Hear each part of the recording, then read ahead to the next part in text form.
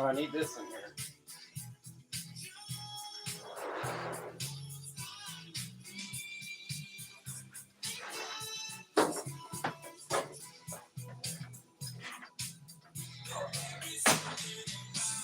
Those wires are all aluminum. And that. I don't know, that's got copper on it.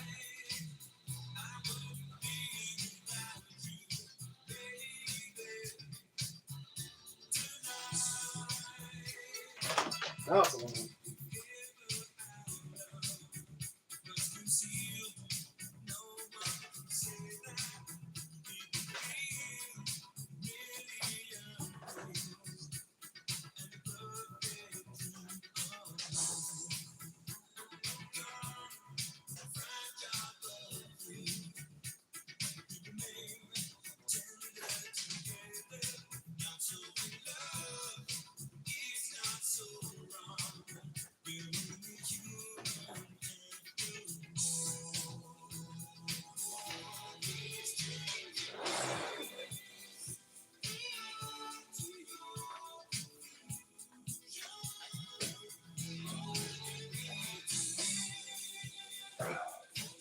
That's a little close.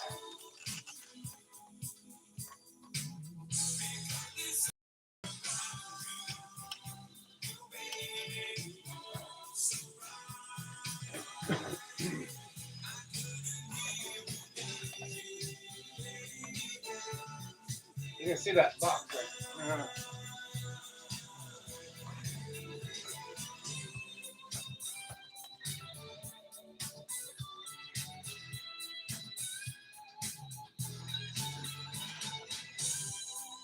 Oh, that's a weird angle, but it'll do.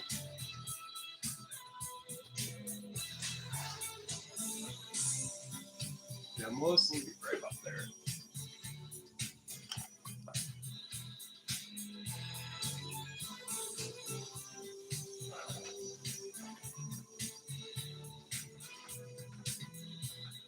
And well, let's just grab this. This corner right here is really not going to matter too much.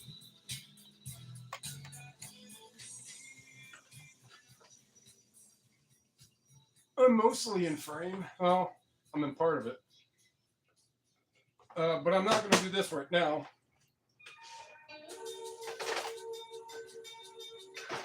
I have a few other things that I got.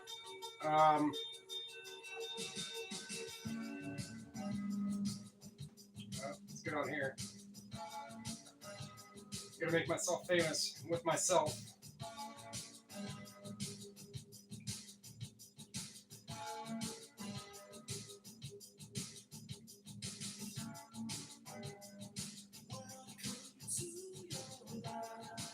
All right.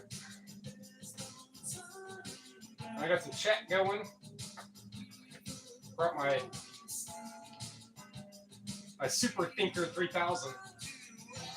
Super Calmer 3. You know what? That's a good name for a pre-roll. Super Calmer 3000. I got my drinky drink.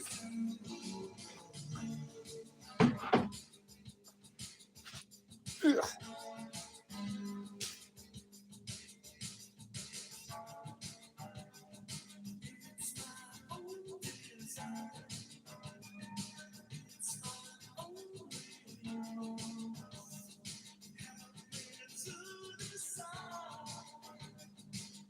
Well, I didn't forget it. It was just somewhere else. Where I wasn't looking.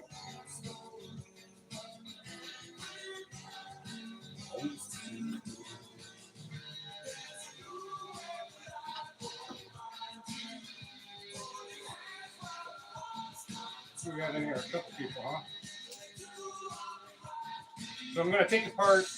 My mom gave us an air fryer that it's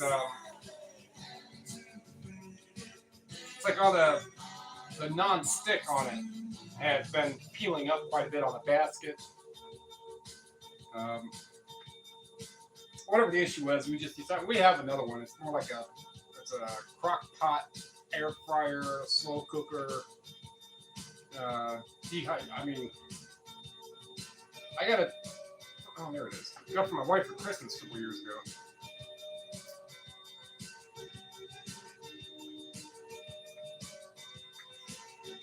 I think I got it like Big Lots for Always or something.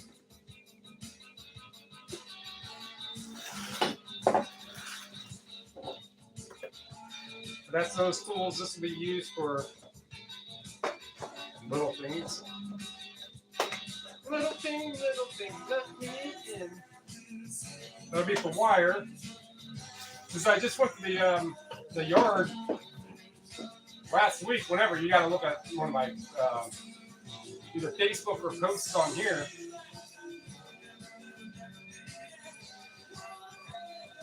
That aluminum bin is the first start of any non-ferrous that I have. And then the other bins, you probably can't see them, but there's other bigger bins. I don't know what size they are, 60 gallon maybe.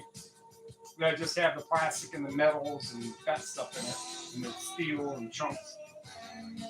And I just fill that up as much as I can with little stuff here and there. Drag it to the apartment, load it up in the truck, and go to the scrapyard. When that loads up. But that's looking like I'm going to have to do it pretty soon.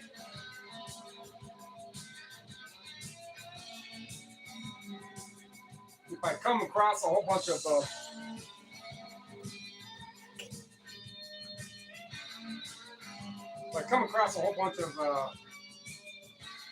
stuff that I can scrap throughout the week, and I get enough to fill that, to go and take another non-ferrous like the aluminum. So.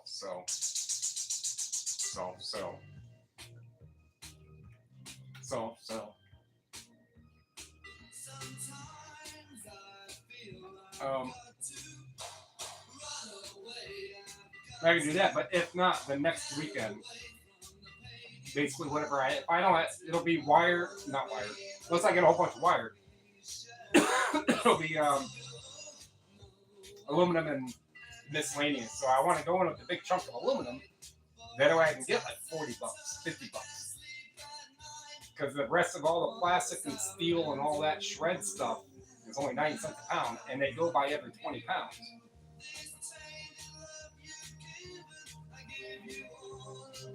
All right.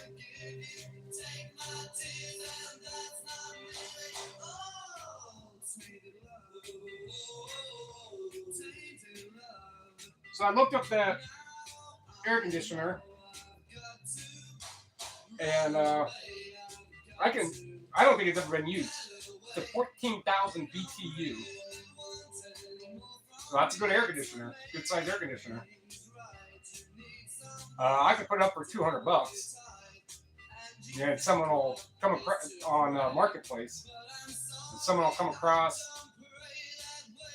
150. I mean, it's free money. That's all it is. What it is. And I really don't see. We can't put it in our daughter's room upstairs. I mean, summer's almost over, so another couple more really hot days maybe. I mean, August just started, so summer's not over, but it's cooling down. But her window is not the right type, and the window sill, the actual sill, is a concrete slab. It's like angled down because that's something that any owner of this building has decided that is not worth fixing. Fixing windows that are falling out. Because there's no law that says they have to. Some of these were replaced like 30 years ago, a couple newer. All the others were all aluminum frame windows, halfway falling out. Well, I do what I do. Gotta keep making money.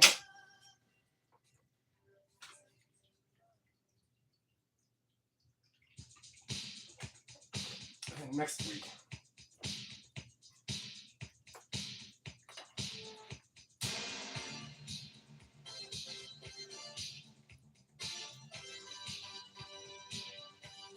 Oh, that's there. I got a couple of these. I can hit these while they're here.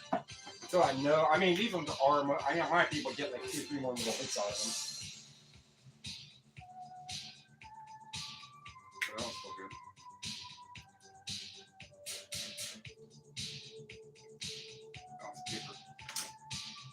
good. All right. So the first thing, so I got a TV a couple weeks ago. And I need to get the plastic out of it, get the yoke out, get the wire from around inside of here out.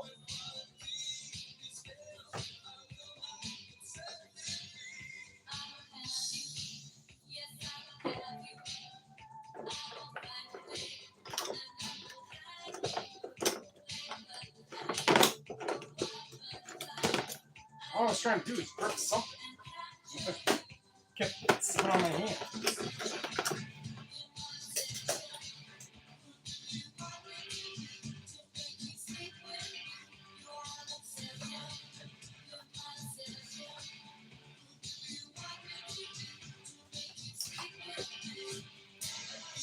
Well, that's something electronic.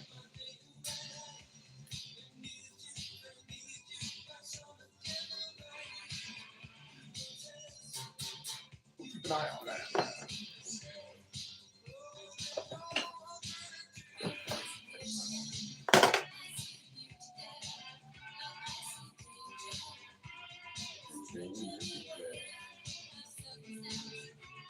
Yeah, I don't think that's what's holding that in.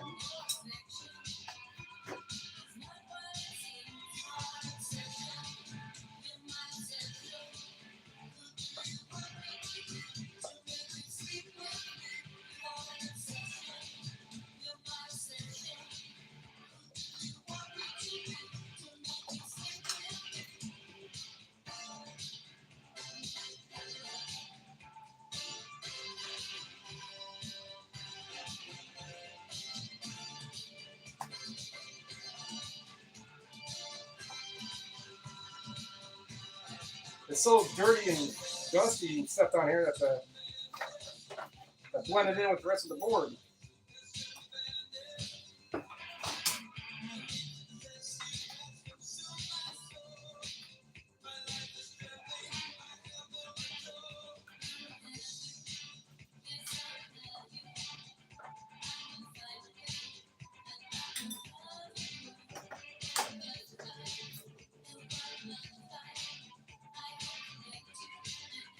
I mean, the cores are going to be wire, these yokes.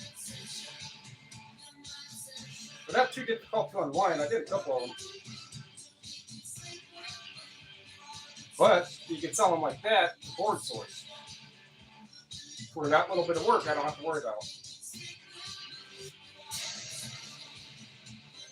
I'll look at the pricing difference.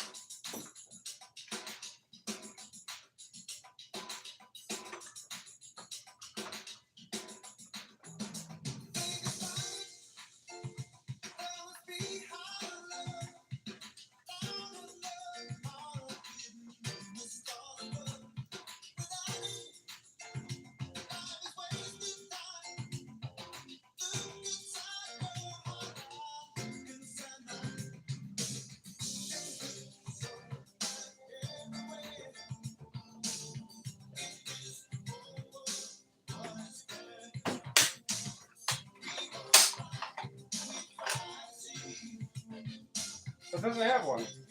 Little Gaussian cable.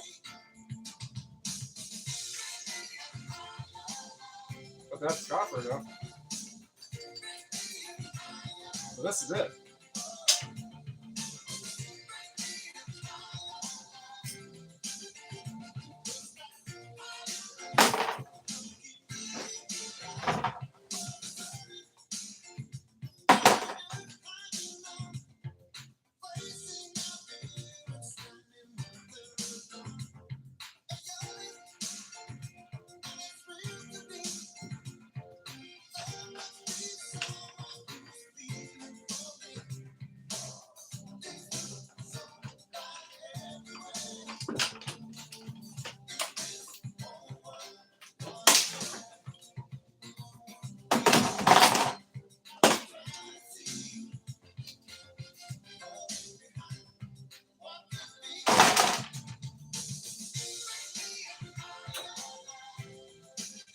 Probably aluminum, but who's checking?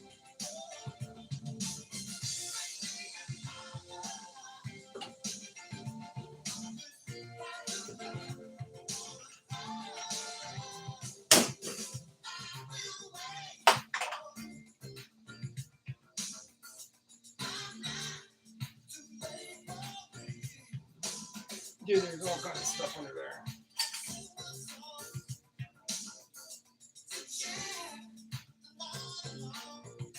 Right here underneath these shelves and back in this little corner underneath this chair and the table legs. This will be a little treasure trove when the time comes. So each of these right here, no, those were potentiometers. So, I mean, another potentiometer, very low resistor. Little switches, that's just 50 cents a pound board. Put those in there.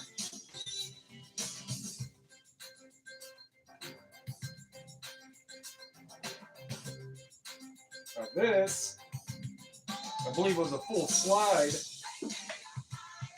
Yeah.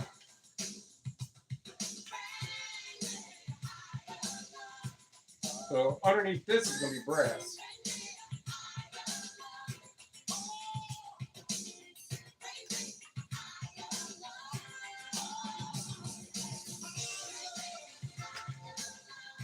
So I'll deal with that later. Brass.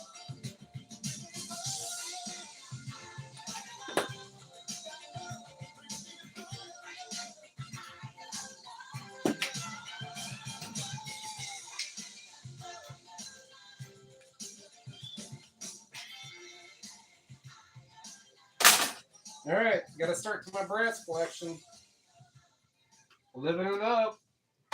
And then it all adds up in maybe a couple weeks, who knows. It all adds up to 70, 80 pounds.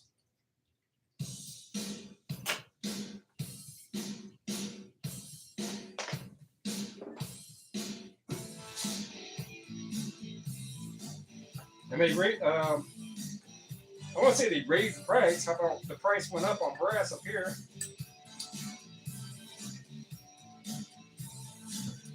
It was 210. Well, first time I went there it was 220. And then it was 210. And then I just went up there and it's 240.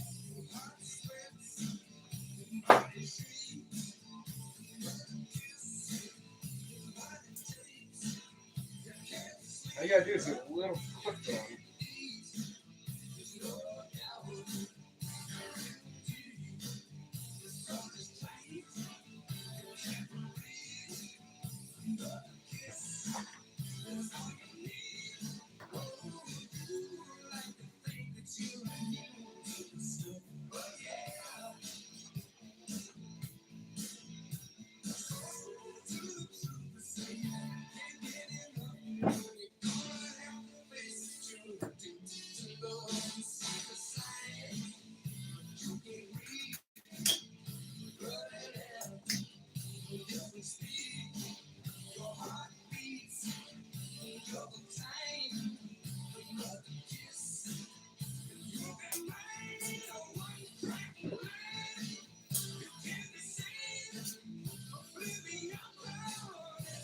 All right.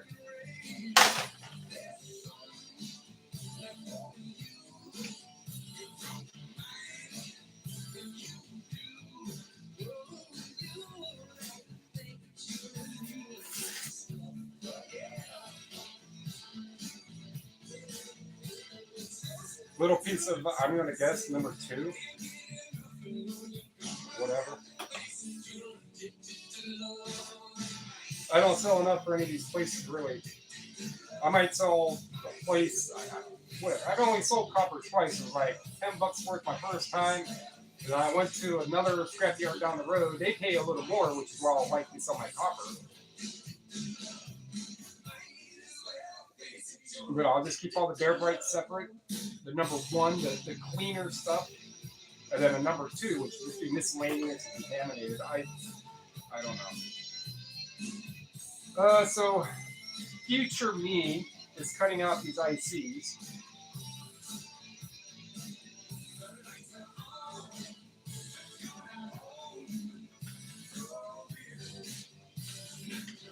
And these contacts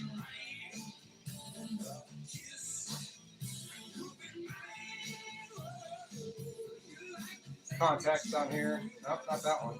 Yeah, those are. Try to cut that out there. That'll be a wire end. Brass.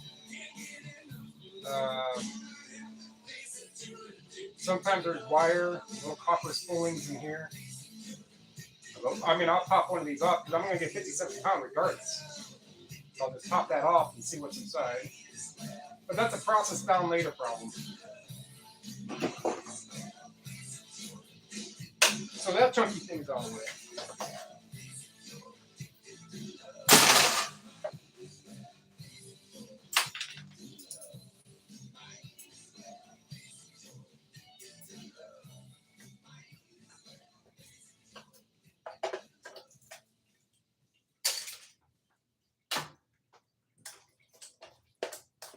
This.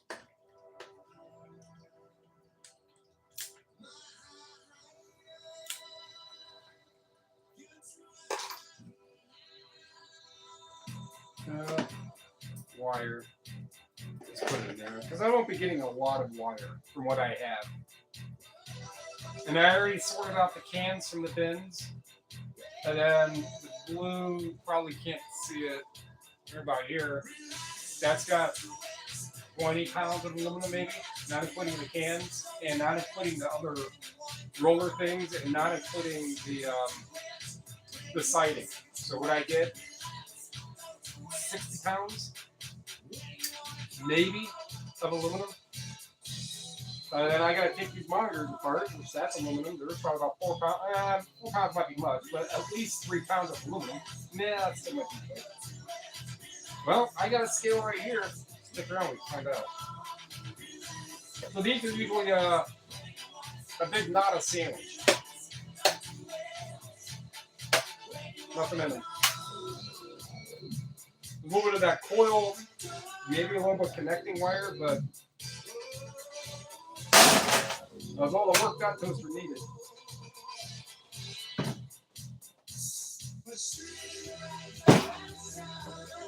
This thing.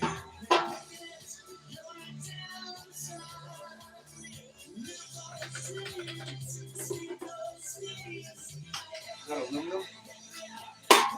It's not.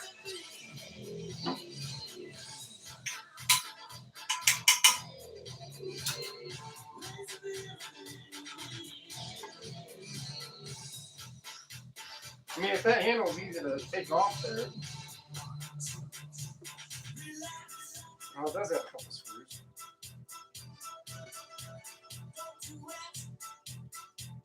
But I'm not going to fight for those screws for that little bit of aluminum.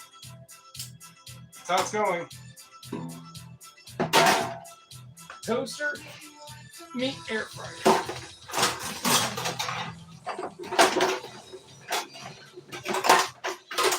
Old ass travel TV. Wait, next way.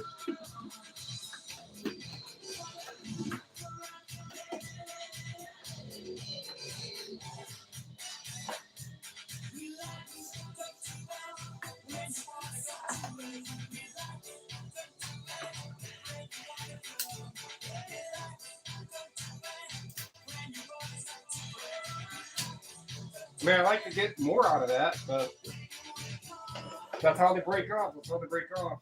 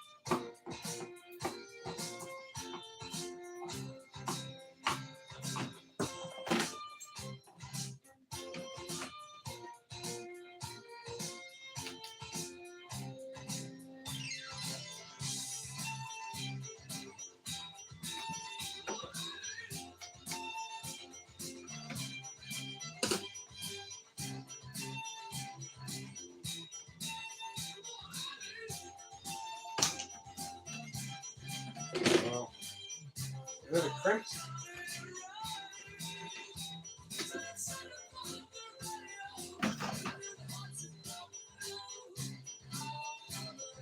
You have to go this way to get all the way to the top.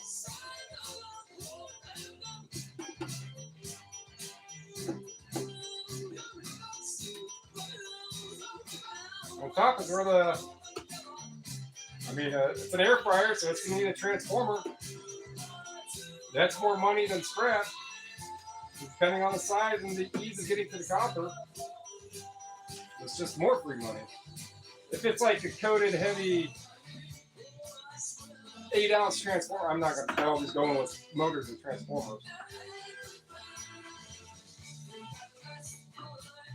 There'll be a little circuit board in there. It's got to be built a little better because this is something that gets hot. So you don't want a circuit board to go bad and then have any of the safety components go bad inside of that circuit board.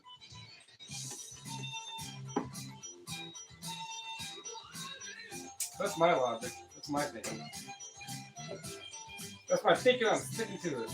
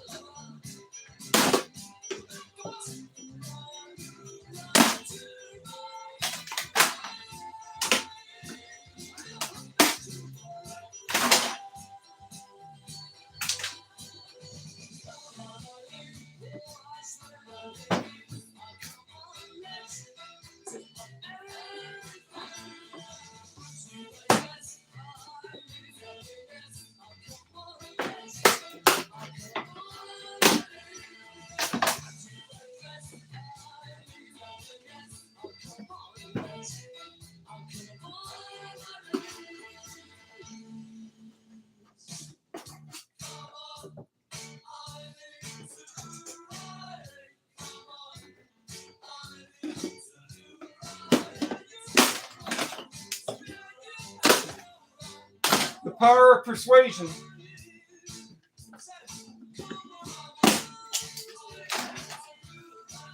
I mean, there's probably a lot easier way to take that apart. But that's the way I went about doing it.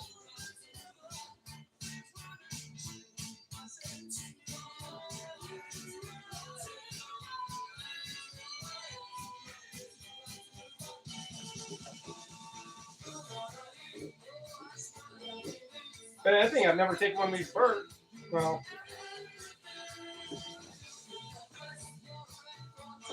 we get to learn they have quality components. That's not. That might be an outer coating too, an outer shell. Don't know. Stick with me. Then I have these monitors. A couple other older boards, some cordless phones that I found with whatever, something else I just looked for. That TV.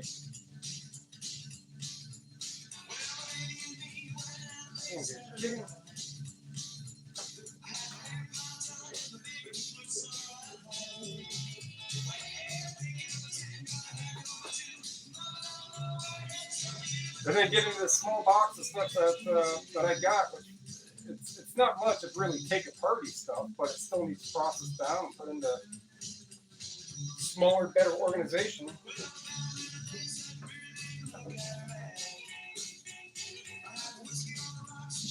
In the reselling industry, that's called getting stuff done.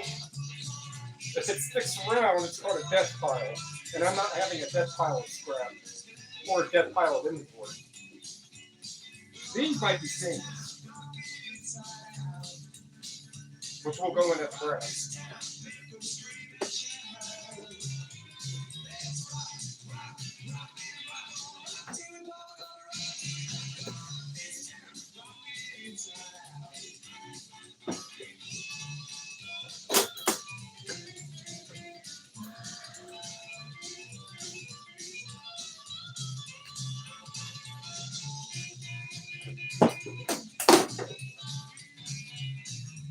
That tour's done.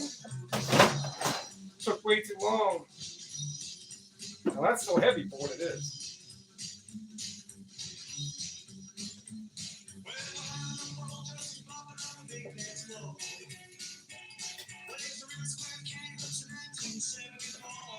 At some point I end up helping a guy.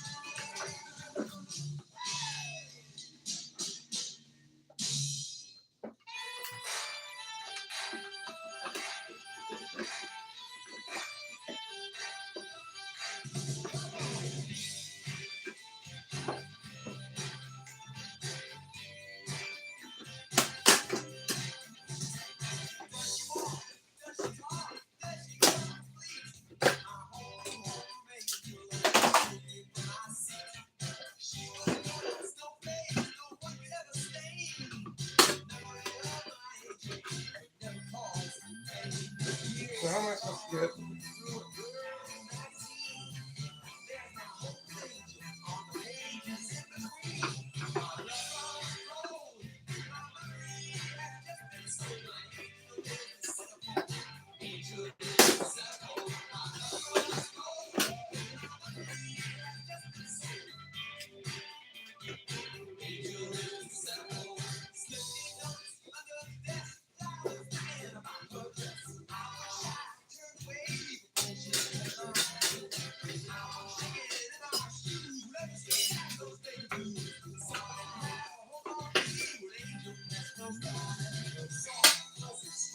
So I figure, I mean, the hot thing with jig.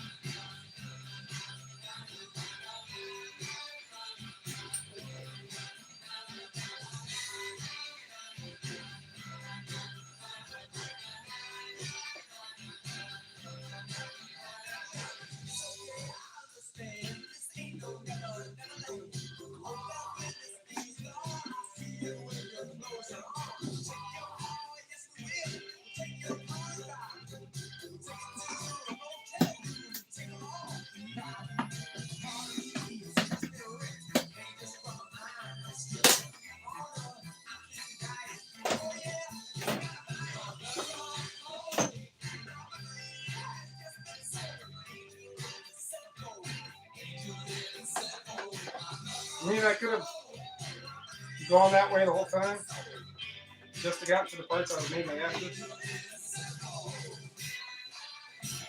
Live and learn. But it's a paper wound motor, aluminum.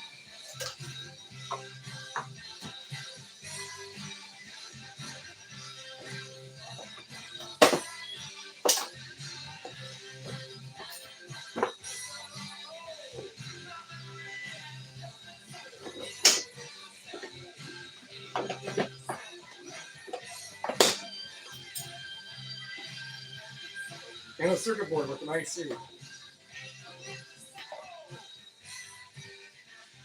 That's just a couple screws with that.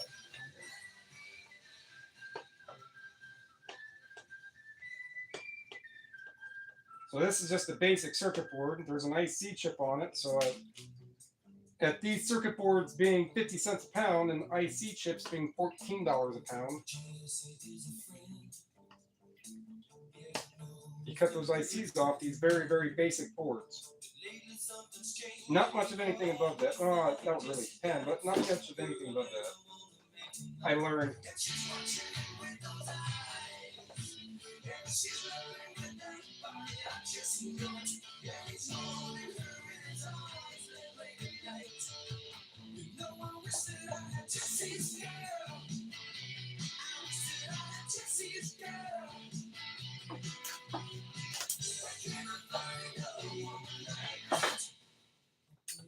Beep, boop, boop, beep, beep, boop, boop.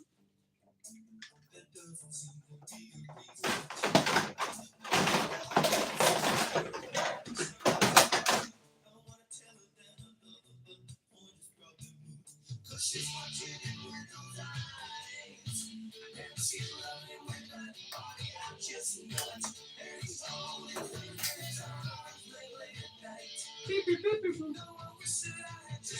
So the board I'll process down later. Those are steel, so jump board.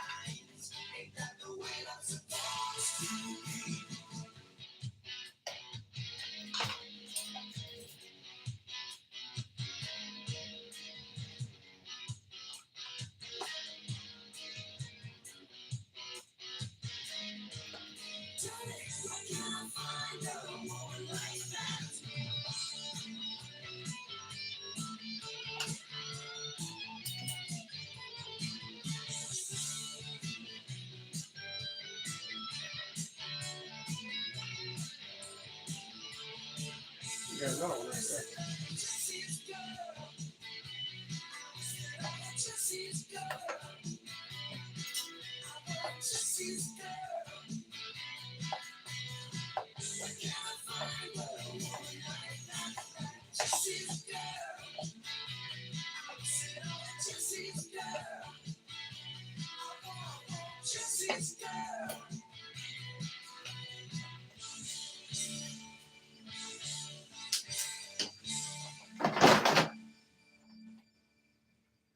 So that's going to be a switch in there. I'll break that down later.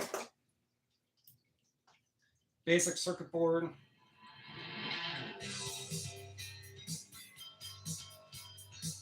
Time comes, pop that copper out of there. Set this down for wire.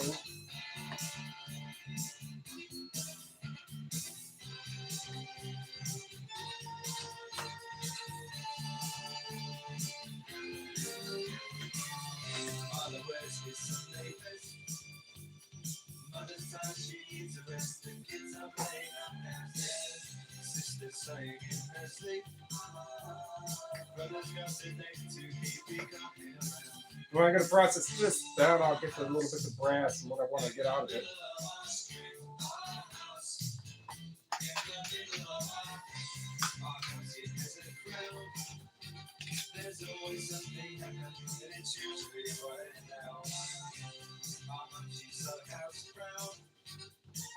Hey!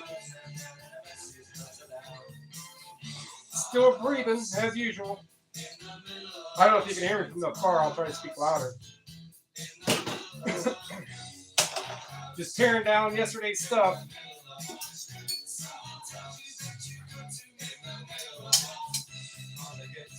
It's likely stainless.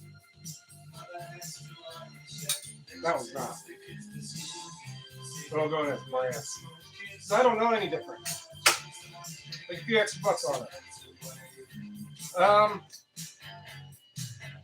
Still doing a thing, you know, buying media stuff. And, I mean, I feel like not a lot has really changed in a week or two. Got older. Turned 48 a couple weeks ago. You weren't here for that.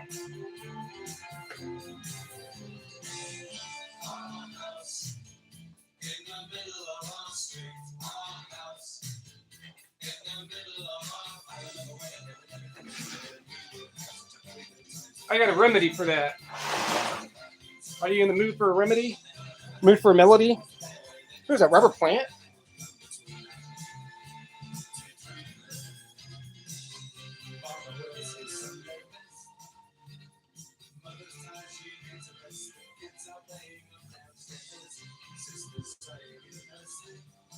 I actually found the remote for that. For the CD player and the stereo. My head's gonna be cut off. Something's gonna be cut off. Still breathing. I got older. According to 2 weeks ago when I turned 48.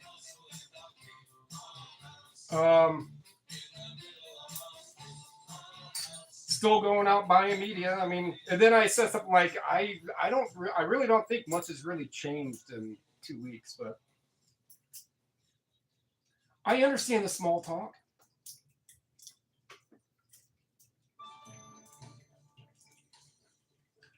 So yesterday, I know you're in there, but yeah. So I went on my little scrapping route that since starting scrapping, some things have been like a lot of going out and sourcing, and then other things happened. So when I started scrapping and I found those 2 dumpsters of stuff, I mean, that was all free money, and I made videos and live streams of me breaking it down and doing the tentative math. You know, I was getting like $30 an hour, 22 pounds an hour. So it was interesting to have to be, not really have to, but you make videos, and sometimes, you know, I will appease to a broader audience. So then every once in a while, I got to look up on what the exchange rates are and to be more accurate about like mileage, kilometerage, driving distances. So it makes a little more sense, but I'm sure if someone, UK or wherever, everybody else, that would go in his brass. Understands when someone says a couple miles, they know it's not really that far. But still, yeah. So went on that route, and what I just took apart, my mom gave us this air fryer, dehydrator, whatever all of it was total combined. Whatever it's called. Basket air fryer, that's it. And so I just finished taking that apart, and now I'm going to get the bin of stuff. Yeah, that's steel anyhow. I'll keep that on that. This will process some other time. So this is a heavier duty one, so a lot of the coils that are used for stovetops and stuff are different. This is mainly going to be like a copper coated in like a good steel. I don't know if this one even is steel. Barely, right? So the strongest magnet is on the outside and the inside. But that's going to be like a copper and steel, so that's a whole different pay rate. Up here, I would just toss it in with like a copper when I go to sell copper.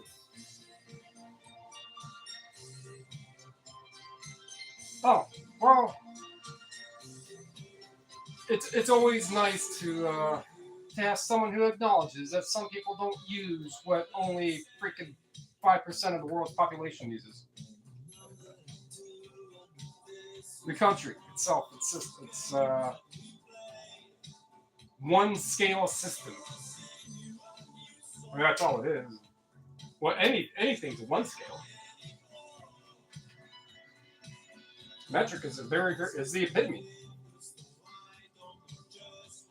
Well, one scale is just run by. So if you can have, there's 9. There's 0 and 9. It's going to be a one scale. A number in between. The answer could be 4. It's still on a one scale. Weird math. I'm not the best at it. You know the movie, was that Old School? Yeah, I wasn't good at math. Not Old School. Whatever it was. Yeah, I wasn't good at math. So I wanted to become a teacher. Something like that. I wasn't good at math, so I became a philosopher.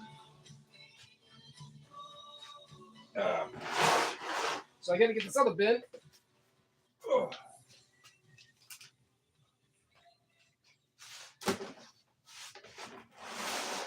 Which is heavy because it has some water in it.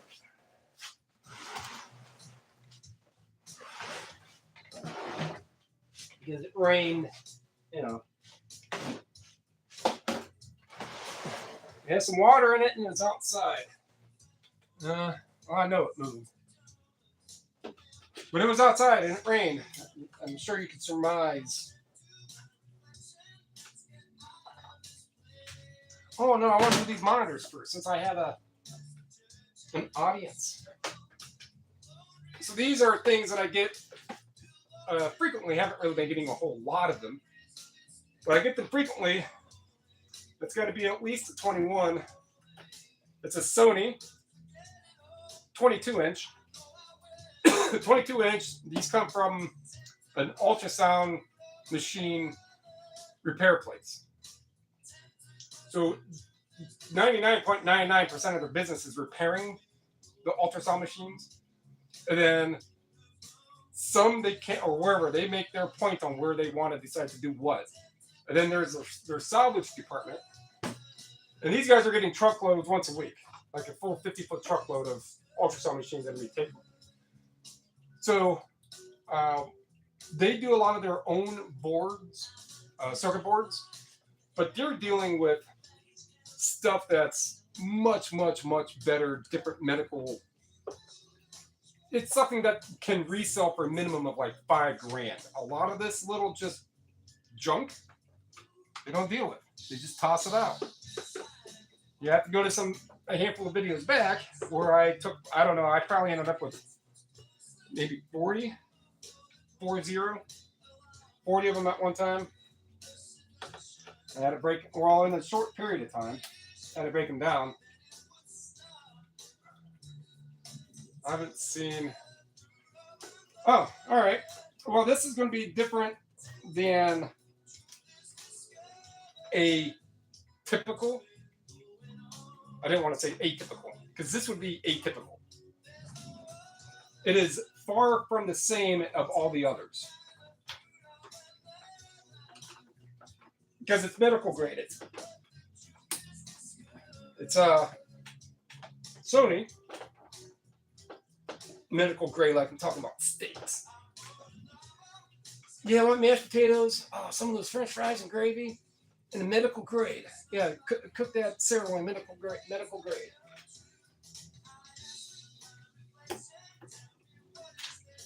So inside of these ones here. So most TV ones, I don't know why these screws. Your introduction to me doing this is so far 4 of the most difficult screws I've ever.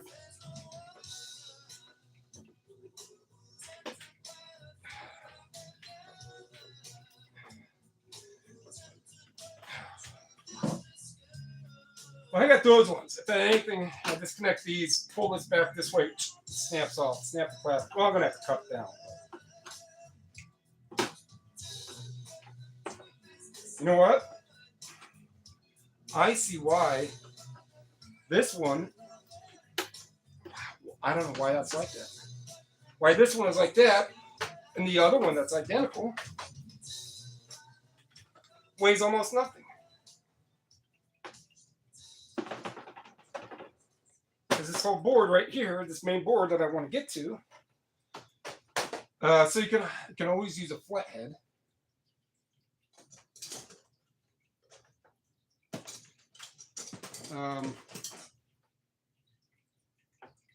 This one maybe. No. I mean, I have bits. I need to. Oh, now we're on to a band. I bought the CD. I don't know if I scanned it. I'm like, oh man, that's a $40, $50, $60, $70 CD, however much it came up as. I was like, what is this? And I brought it home. I put it in the CD player. It's called LCD Sound System. It's probably the 15th time I've played it in a week. Love it.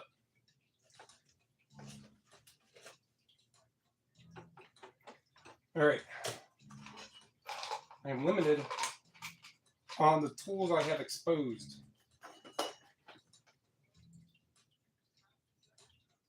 Silly tight.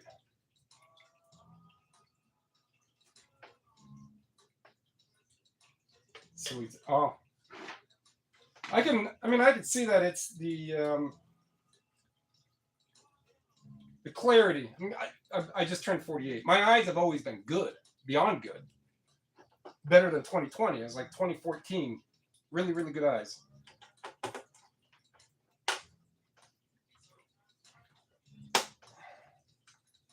And now I'm noticing that there's some things I have to pay a little more attention to. Reading. But that is a small font on that tablet.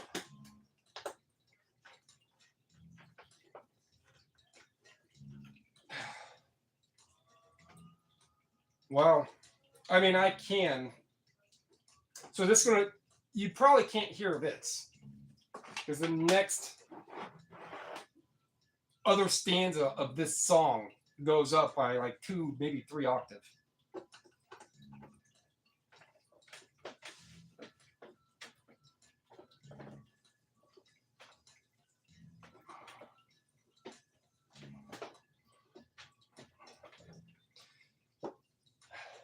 I doubt you'll stick around by the time the 5th CD is playing.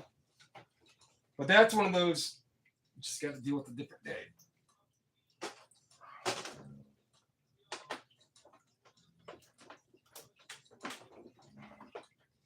Damn, dude. You kidding?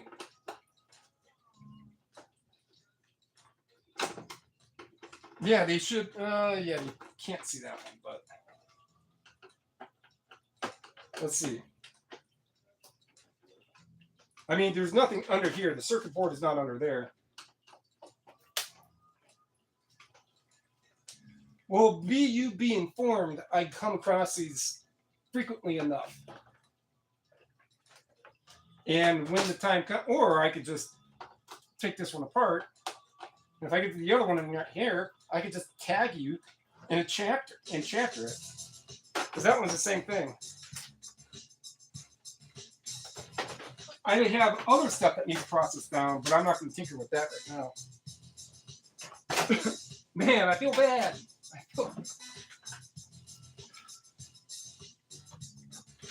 It's like closing on opening night. And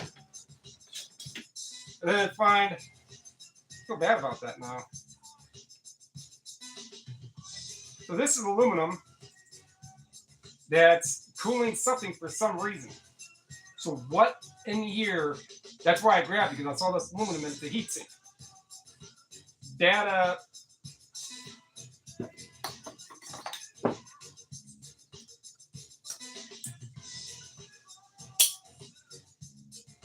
That's not aluminum. But that is. Maybe you can hear the difference.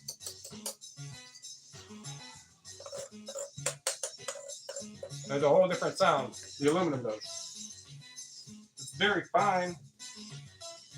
It blew my mind. Hey, aluminum. Oh, I'm sorry. Aluminum. I mean, I'm sure I probably just toss that whole thing in and no one would know a difference. Because it all looks like aluminum. Yeah, there's something that's the screw, I think, to get that off of there. That's what that is. This is the other thing. Now you're writing more words. It's also sometimes adapting from natural life script. Yeah. Well, I mean, I have all these up here are all daylight 5K. And there's 5 up there. And then obviously the window, it's such a small font. Yeah, I'm not a big fan. That's why I like to convert it. I mean, I think more people prefer to use stuff out while they're out and about. And they're driving 30 to 50 mile-an-hour bullets. Safer to do during the day when there's more people out. Driving more logic is bad.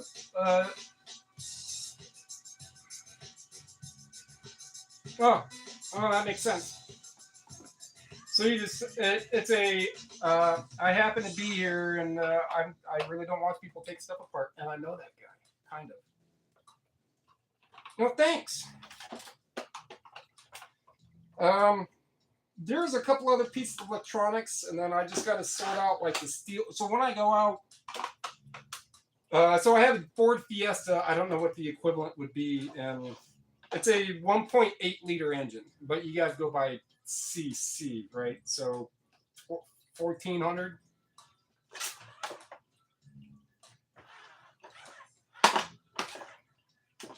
I don't think trash is still supposed to have blue lights, but it's a small engine and it's economical. 35 miles a gallon.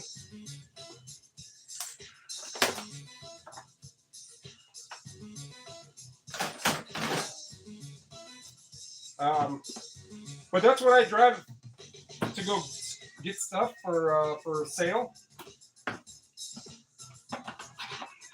And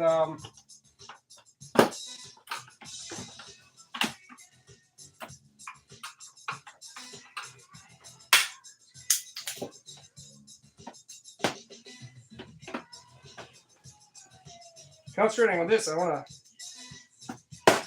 to do as little things as possible that would result in something cleaning out. What's a little Ford Fiesta? And that's when I go buy stuff, the media stuff I sell. It's what I drive. Then you can bring up a map of Northeast Ohio, and you can type Mentor, and then you can type an area called Madison. Go with that. There's a nuclear power plant right there. And then Avon and Akron. So you kind of see visual distance, if it's the same, it's going to be the same. It doesn't matter if it's kilometers or miles, but either way. That's what I travel in for. Before I even do this, I'm getting this thinking that it's going to be stainless. It's not. No, probably because it has batteries. And if these are any good, you got a digital tester. If they're still any good, I'll use them, put them in something, and then when they die, and that's it for the batteries. Try to reuse those. And I use rechargeable batteries. I've been using, these Eneloops, and there's different ones that I find in things. But Eneloop, it's backwards for you, but it's called Eneloop. I bought those probably 15 years ago. Batteries, it's one of those things that if you really don't think about, it's going to cost you. It's not a whole lot throughout a whole span of time, but think about if all of a sudden you had to buy 20 batteries, AA batteries or something, you're cooked. But I scrap. Going back to all this. So I scrap in that Fiesta, so I don't get a whole lot of stuff.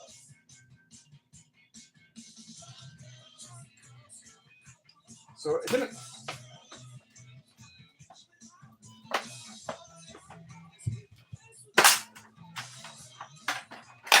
And then you got to use that the Tetris brain.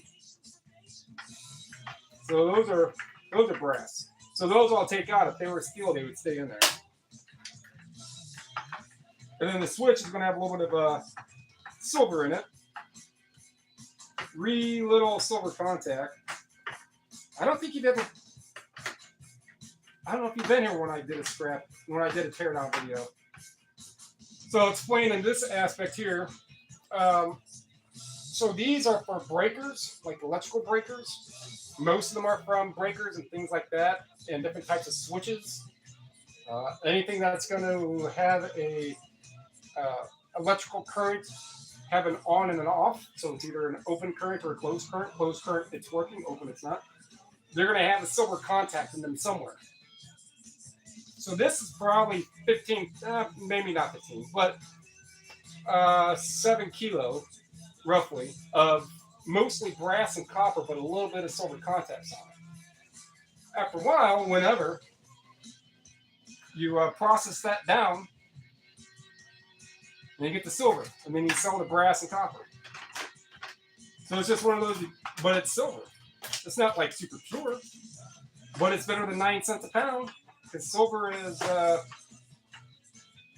probably $50, probably 40 pounds sterling an ounce.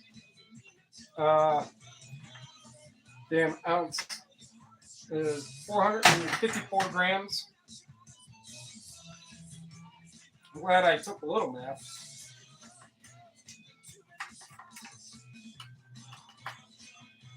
So this is definitely taking up a lot of time for this little bit of what I'm getting.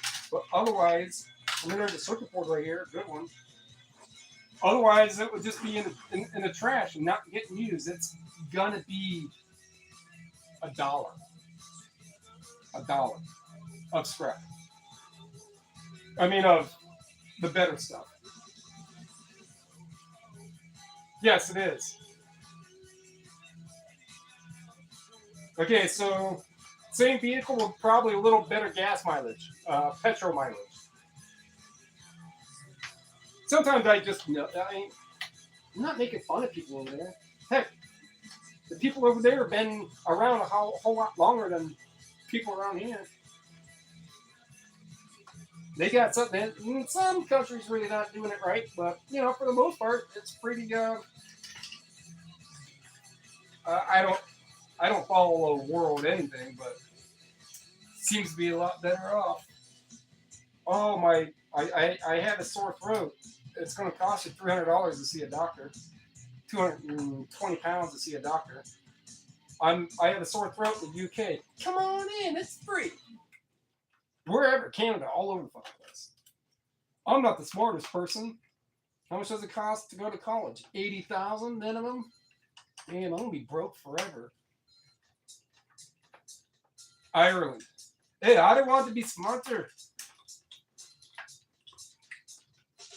Go get some smarts. That'd be like if you were Irish and Jamaican. Go get you some smarts, man. But, you know.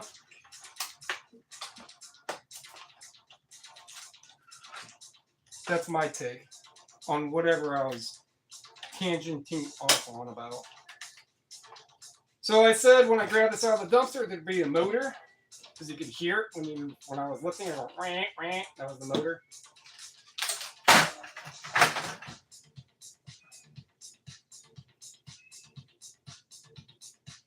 The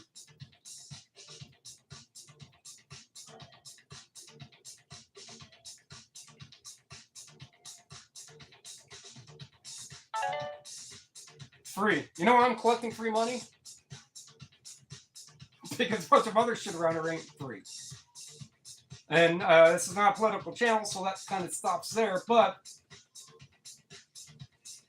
started my YouTube channel just under 2 years ago, like almost a month after disaster started to happen in the U.S.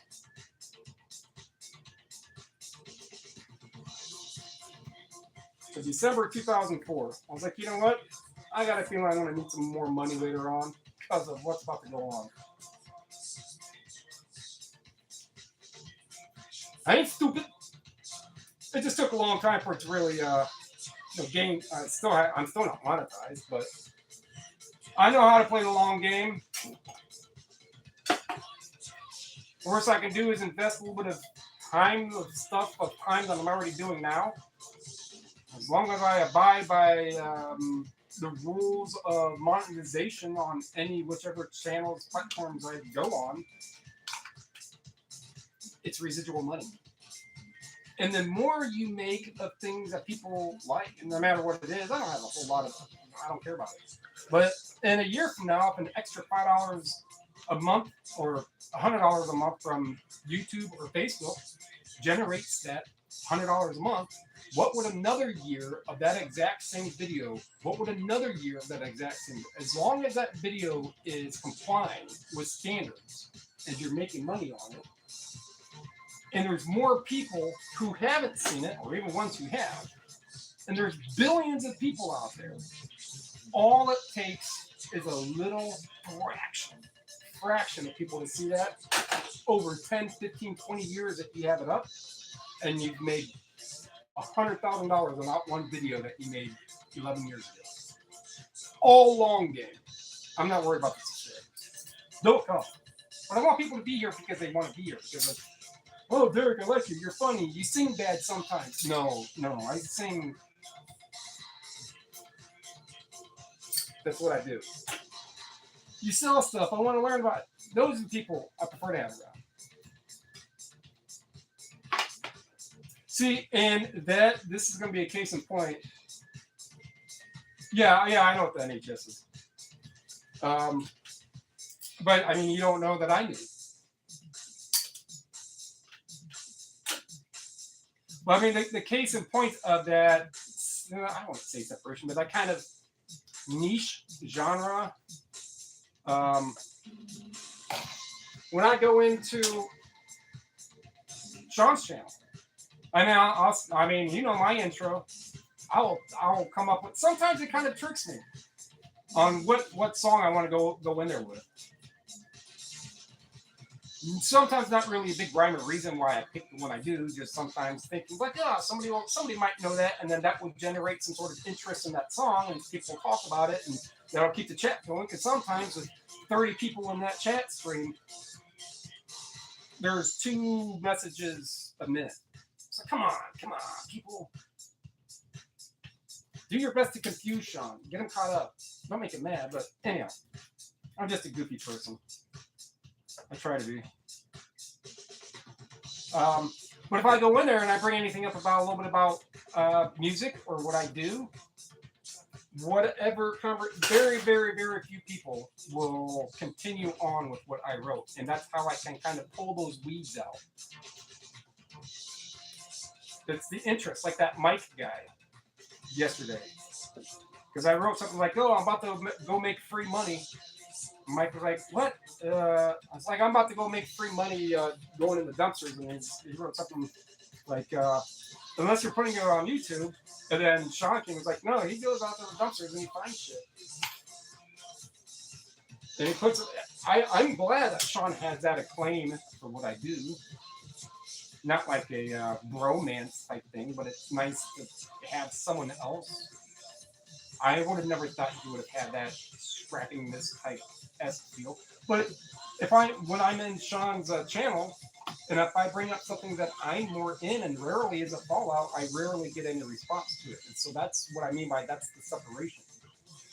That of the people who would have the interest to be here. The people in Sean's channel are almost strictly fallout based. Very few are.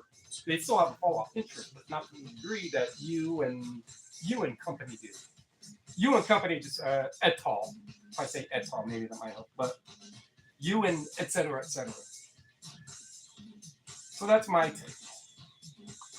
I want people here who like to who appreciate either what I'm doing or what I'm saying. It's only two things. It's either actions or words. That's a motor. Deal with that later. Motors won't be done for a while. So it's all a long game. I don't know where I even went with that. I don't know. Price of gas, I guess. Oh, no. What happened back in November? That's where, yeah. So I started YouTube. Because I knew things were about to... that I need extra money. And what's the harm in making content now to just make money later? It's like a security deposit. Not a security deposit. Deposit or certificate of deposit. A CD, a money CD. Not like a physical CD. I don't know what it would be where you're at. But you put money in the bank and they give it, you don't touch it, and they give it a certain interest rate over many span time of years. And then after a certain amount of years, you get not only the initial capital back, but all the interest. And you could keep the money, you could pull from it. So meaning you could keep the money and just have more money accrue that way by the compound, by the interest.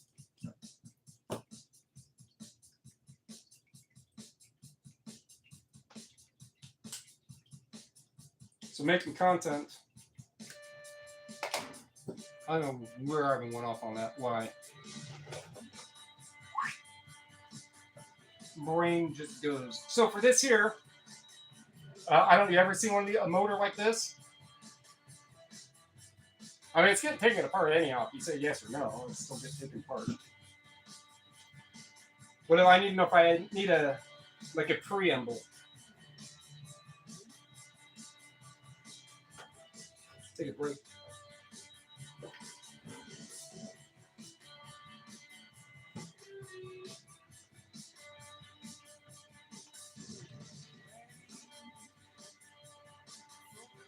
Yeah. It all adds up. Camaraderie. Or something like that, yeah. I'll go with cohort, but cohort is going to be more age and specific demographic. But if you go to a convention and you say, these are my cohorts, you're going to have people from 15 to 85 at Comic-Cons, right? Those are their cohorts.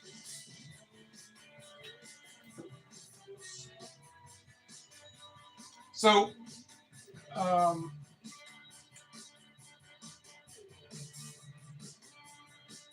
no, it's not going to be all, not like that preamble, just kind of a descriptor.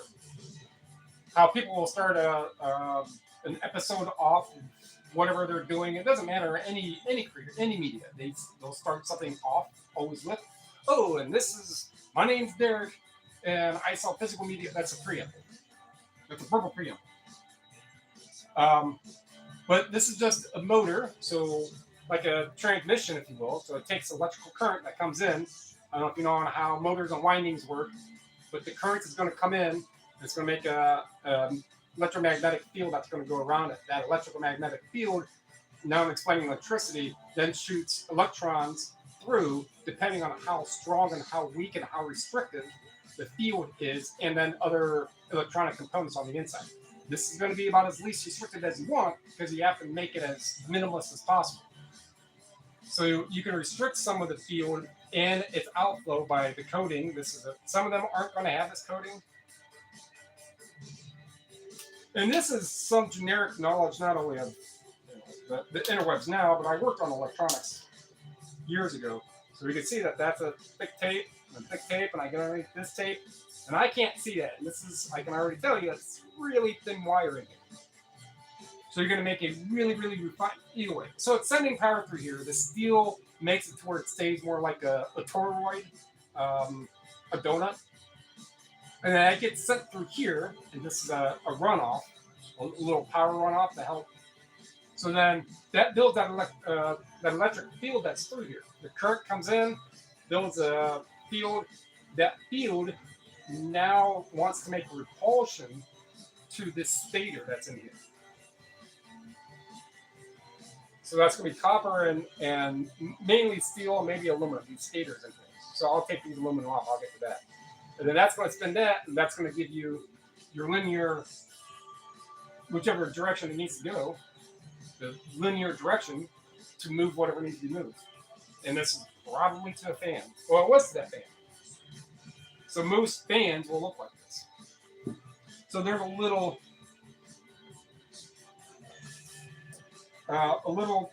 electrical, I'm not privy in all of it, but enough to where, now you know.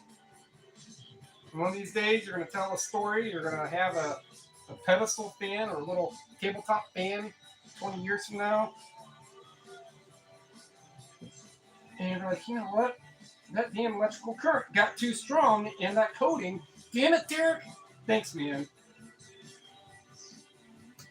That's what I'm here for.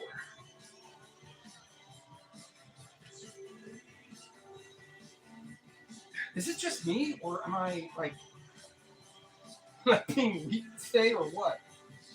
So if I can get this other one out, then that will slip up, and I can take the rest out.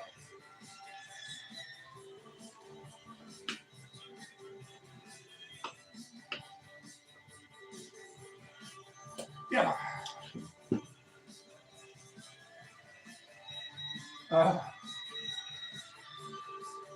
The mini, no problem. You gotta learn somewhere, sometime, somehow. And even if most of that was wrong, it's not. But even so, you're here because I entertain you.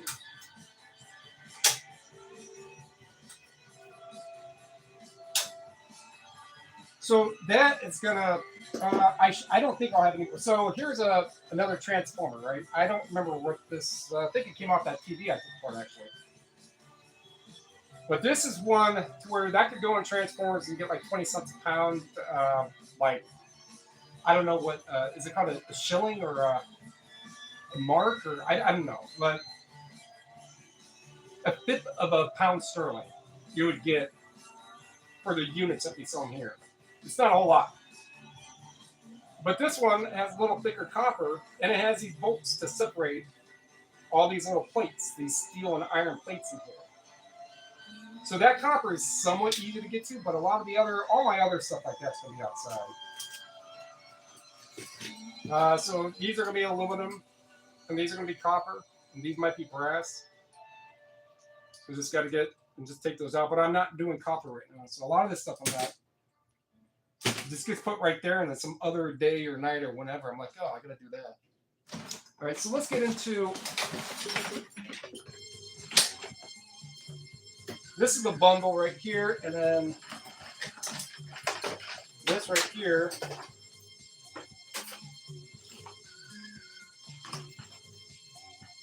So this song is by LCD Sound System. It's called I Can Change. If you get a chance to listen to it.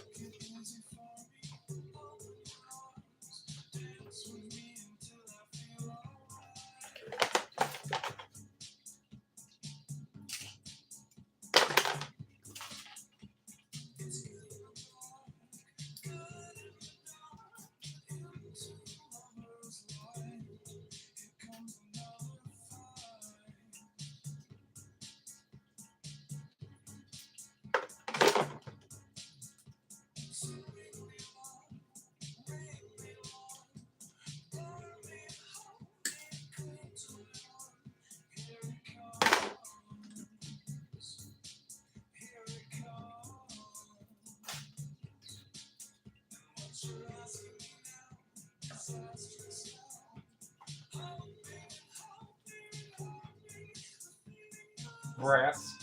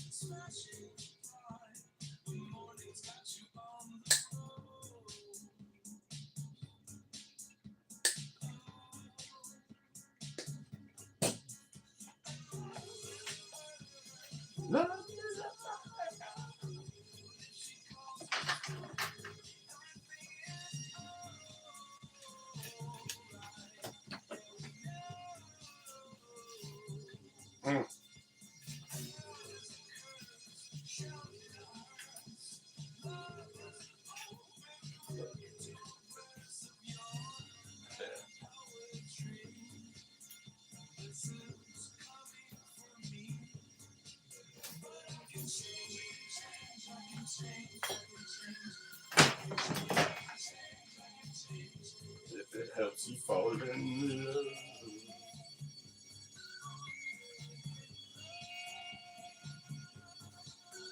I can change it.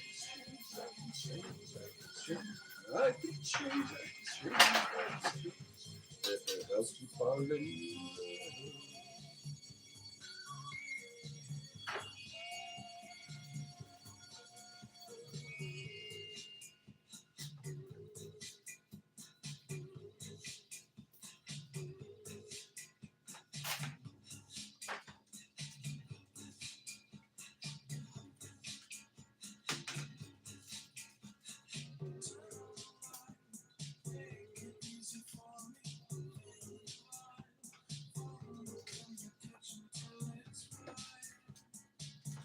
It's an innuendo.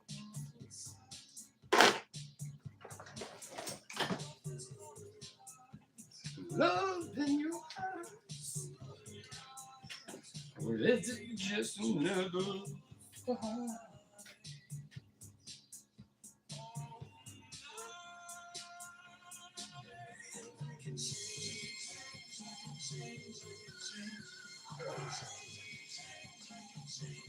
If it helps you fall in love.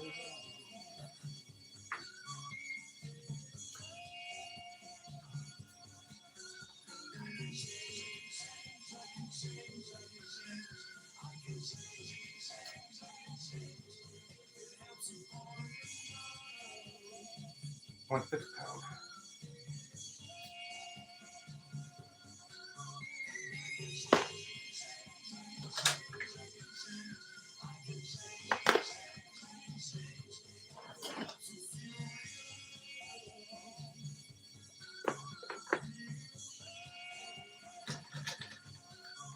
So I just didn't want to sing too. I know you can't hear it too well, or me when I'm talking to that. LCD sound system. It's on YouTube. This is like 14 years old, I think. 15, whatever. It's 10 to 15. From the CD. Why is this XYZ amount of money? Listen to it. I'm like, oh, yeah, I like that. I mean, I like the electronic, the new wave, a lot of the 80s new wave, 90s. I mean, I was born in 78, right? So I got to live the 80s up until I was 12. And then from 12 to 22, I got to live the 90s.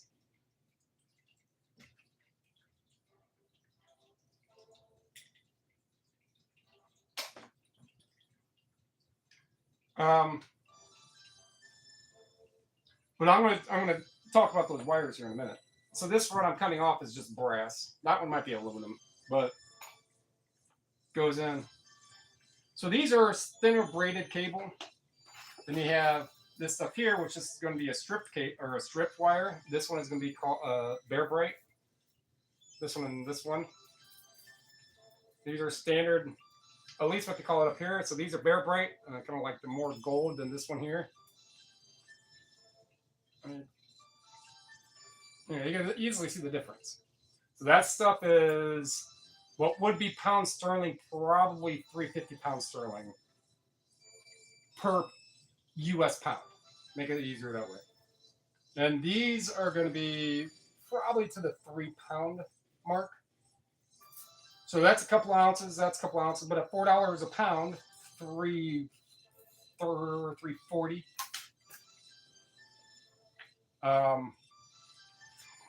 And then all this stuff here, and there's some more in there. So this is Molex. So I can cut, and then this is all going to be solid core. Just take a little bit. You can cut them down a little bit or just start to slice right here. There's different ways how to take these out, but one is going to be a complete solid core. And the other two are going to be wrapped. The orange one is the exact same way, and some of these other ones that I was doing this to are the same way. It's going to vary in gauge, which just means it's just more dense copper for the same linear amount that you have. Thicker copper. You a thick copper. That was talk back in the Western days. You yellow belly, thick copper. Pew! And he spit on his cowboy boot, and then a whole pew! You know, breaks up. That was the Westerns.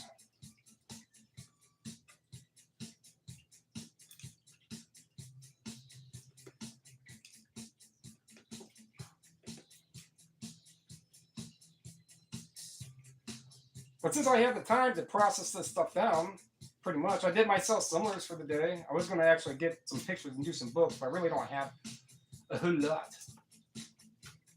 to properly accommodate for that. I mean, I could. It's still just get new stuff listed. I was going somewhere tomorrow or the next day. I know I got to start going out quite a bit because my wife starts her different post. However that's going to turn out. She starts that tomorrow, and I won't have the car. Well, I mean, I could have the car whenever I want. It's just she'd be driving more and further. Instead of 10 minutes down the road, it's twice as far.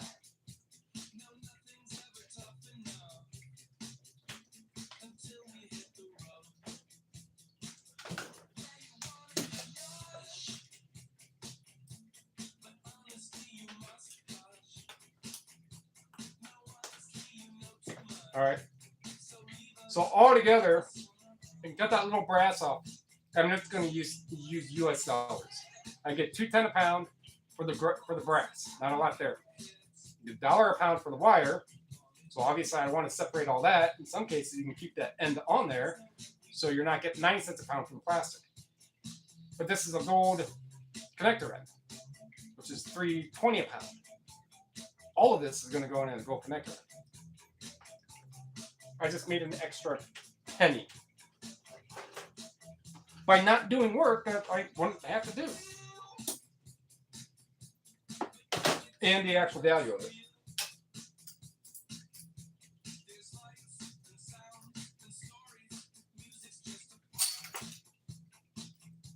So LCD sound system, it's called I Can Change. I don't know what kind of music you like, so there's that. But if you're like Derek, his name is Secondhand MediaMan. He might know a thing or two about specific stuff. It's just stuff I find, and if I like it, I like it.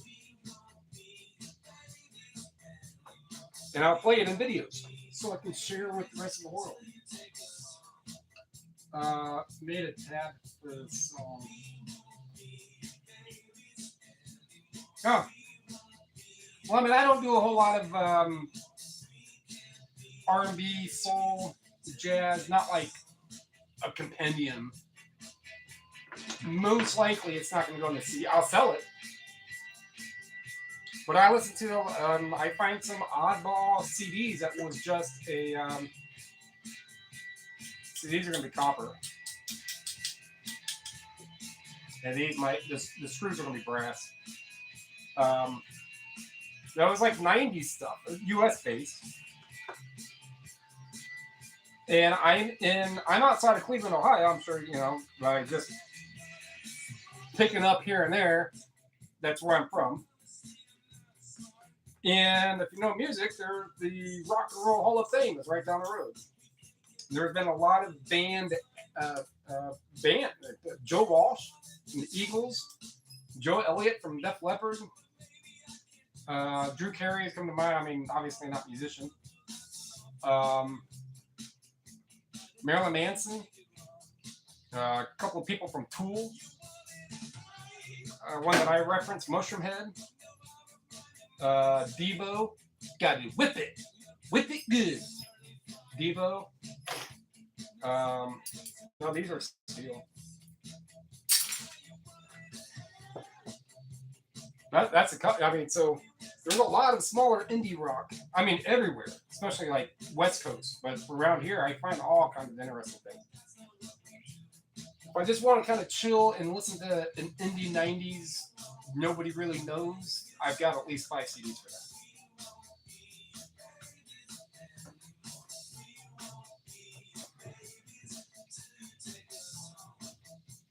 I gotta find a jumper.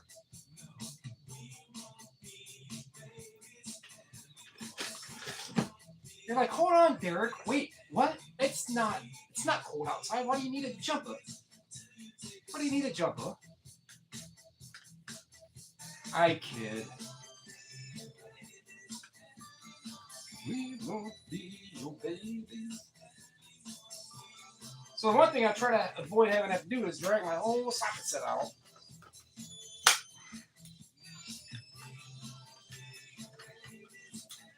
To get to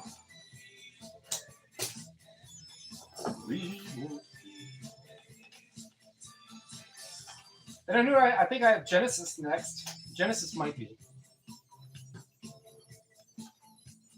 Genesis Greatest Hits.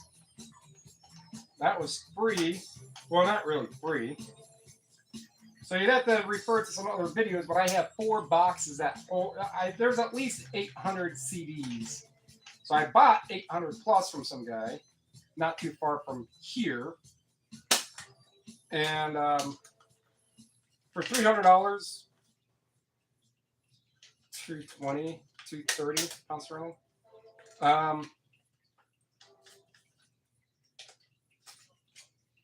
60 of them turned out to be 1,400, 1,100 pounds worth. Yeah, so that one, that's why that's cooked.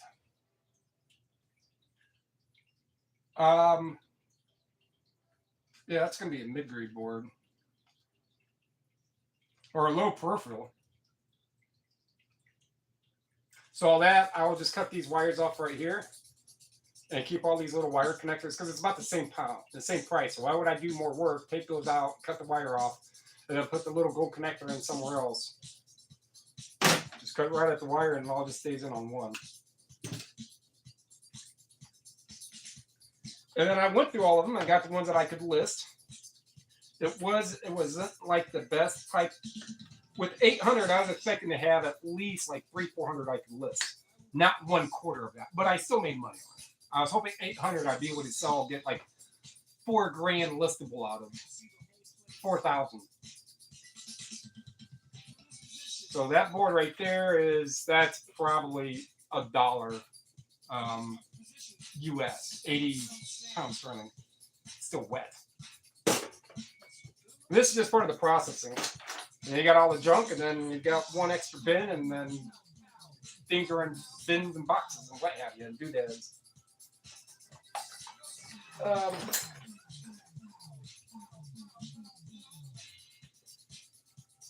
So this was from a dishwasher. You'd have to go to yesterday's scavenging video there to see.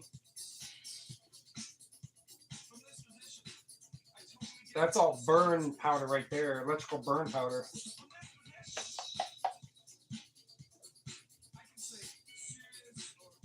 So there will be a little board in here.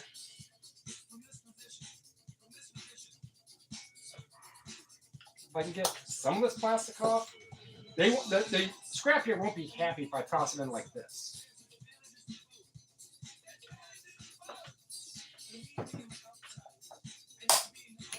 And they'll toss it out and be like, no, we're not going to take it like that. Put it in this.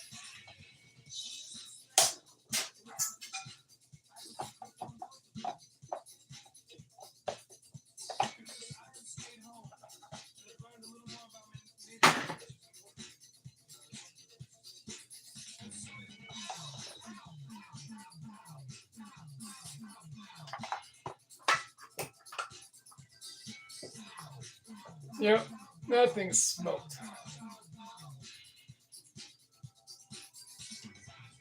So there's, woof, smell it.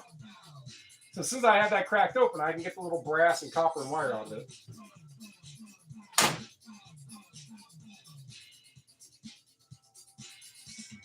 And then you can take these apart even more, and then you're going to microprocess down, and I don't do all that. There's people who do microprocess, like they'll get all the little bit of copper out of the little stators, and I don't have the tools, nor really the patience to want to do that.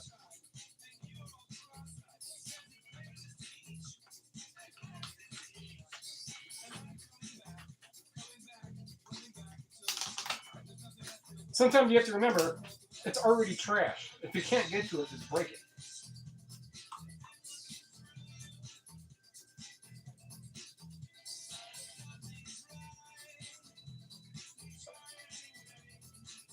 So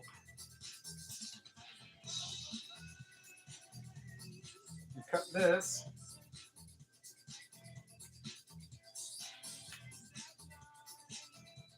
I mean, I'm not going to worry about that too much, but I don't know what it is. Get a little bit of copper right here.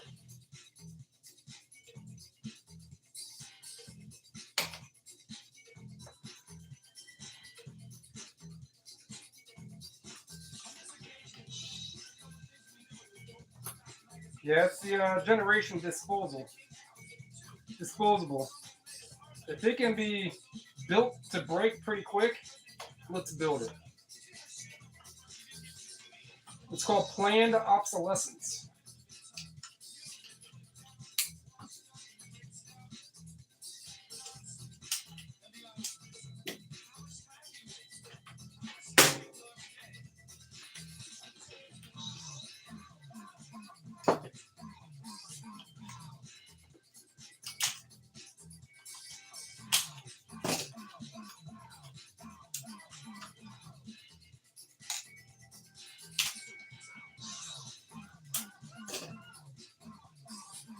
I mean, it smells like this burnt electronics. Oh, it grinds. Yeah, that's bad. Burning electronics and like something that's laden in cigarette smoke. Oh, I got my motor bucket all over there. All right, so how much can I get away with here? By tossing it all in with the wire. Cut that brass off. That is not going to be a gold connector, Annie.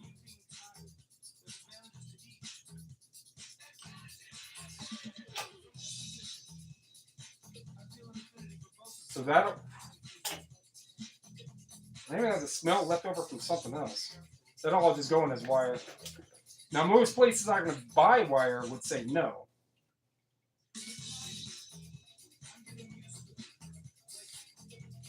But it still has wire on it, and the place where I go, like, yeah, whatever.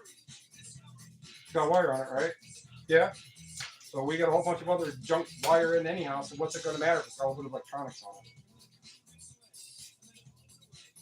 It's like you are a beggar being picky about not being able to choose when people bring you things that you can't choose from, but you want the stuff that you have. I don't want it. I'll sell it somewhere else. People aren't buying scrap. You're a fucking scrapyard, dude. A lot of times I have like these imaginary ferry boating type conversations. We all do.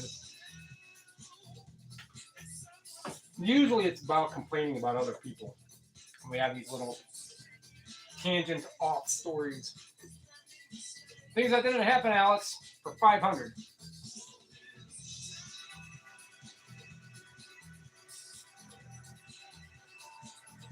I mean, string theory, maybe. You gotta think about that. You think about every decision you've made. Sorry, bro. I don't know if you're still here. Plant obsolescence and shoddy that are triggering things for sure. Upsetting. And pat. See pat. Make pat. I read most of it right. Oh, they burn electronics. Yeah. Jumpers. Well, I will just, catching up on chat. When it's someone like you here, sometimes I'll have somebody else that will come in, interested in what I'm doing. I'll just converse. Like this will get posted. If I do a live, and if I'm not really explaining anything, I'm just tearing something apart like I am, and nobody comes in, I just delete that live. But if there's a chat, people can follow that. Not that people really go back and review a lot of lives. Garbage. Now it'll make a little more sense. Needs garbage or okay, yeah, see? That's the critical pointing of it. Planned obsolescence and garbage making problems. And I am one of many. One of many. I want to say it's gratifying. It is rewarding, obviously, monetary. Look, some more wire. So this shielded wire or insulated wire, probably 6-7 pounds, 4 kilo maybe. Not even, well, no, it's 2.2. Yeah, so maybe 4 kilo. Of that, and then you strip it all down, then you're going to end up with maybe 6. In this case, it'll be 2.5. So that's, you strip all that down, that little bucket is $10, $12, $15 I'm sure in smaller increments, it's easier to just kind of like, oh yeah, that's not that bad. And then there's all this stuff from the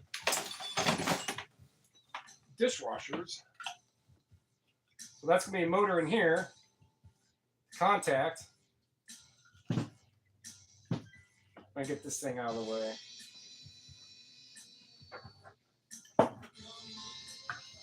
You take these are stainless, and these are usually always brass.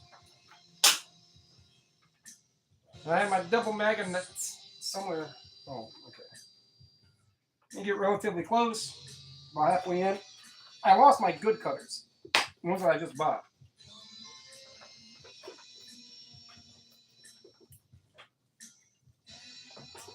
Cut this.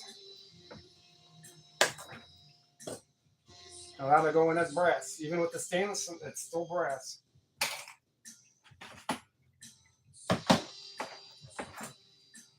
If I had good cutters, I would have sliced right there, and then it would have been 2 punches. But I lost them at the place where I found. Is this where I found that? No. But I lost them at a place where I find a lot of stuff at, a lot of aluminum. So it's kind of like, hey, you lost your $40, 30 and change pound snips, cutters at this place, but we'll offer it back to you for all this aluminum that you're going to keep getting from here. Well, I could have saved that money and not lost them there. Well, I'm the one who left them. Or they could still be in the truck. Just somewhere like crimped in a seat. So this is like the Chinese finger trap things for these here. So this hose, you could sell it as trash.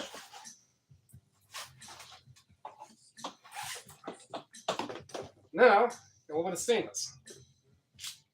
Stainless isn't much. 1/3 of a US dollar.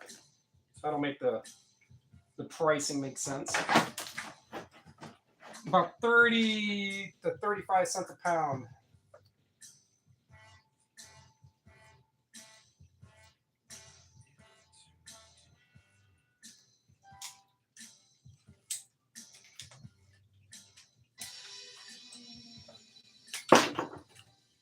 Cool, did the brass come out with that?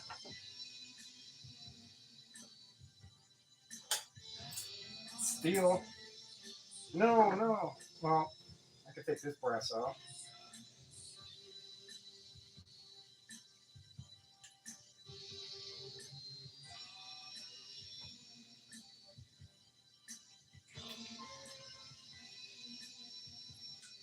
All right, another motor. Steel. So I can get that weight back. No. Damn it, just lost some more. No. I mean, it's not much between that and the motors, price-wise.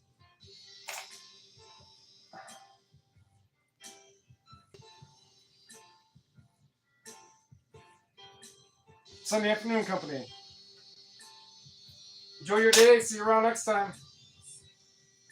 See you elsewhere. We know where. The secret.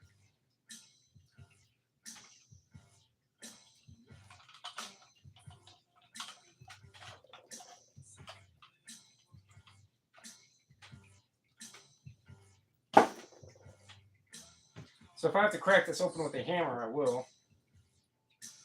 Just means I won't process it right here, right now.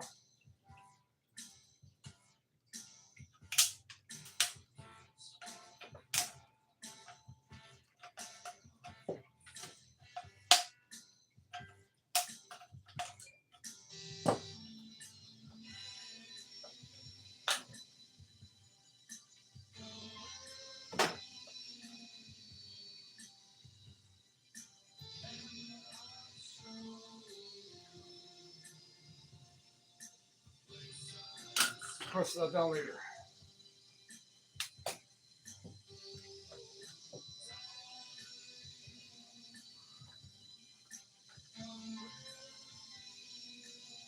Yeah, you too. It's always nice to talk. See what other people do.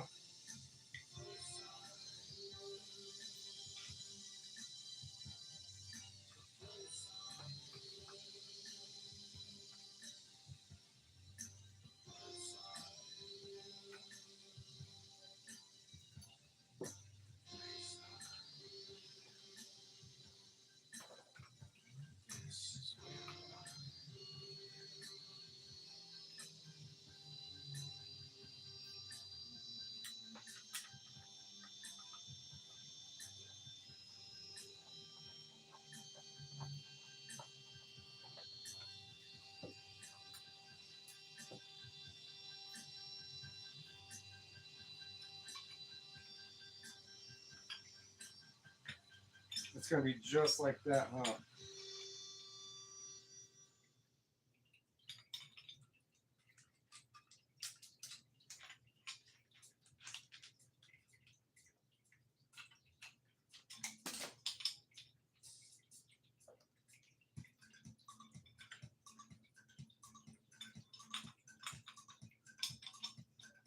I mean, they make them just to be like that.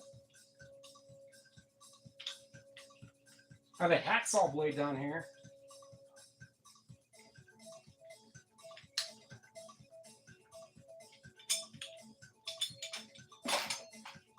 Tried. In the scheme of the scrapyard, going to get 70, 80 pounds of brass, and 3% of it will be contaminated. Brass is brass.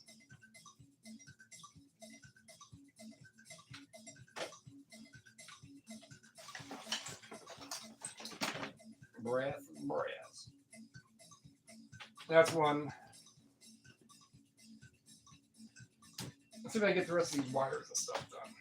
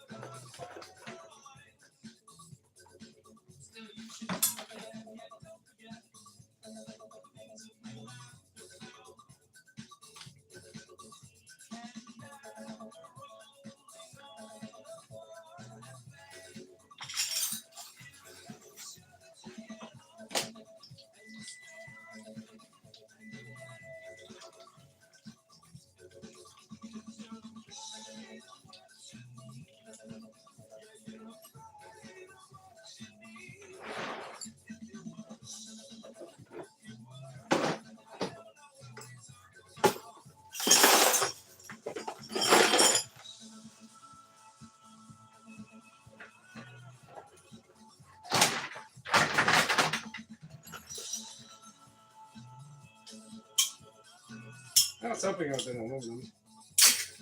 But these are.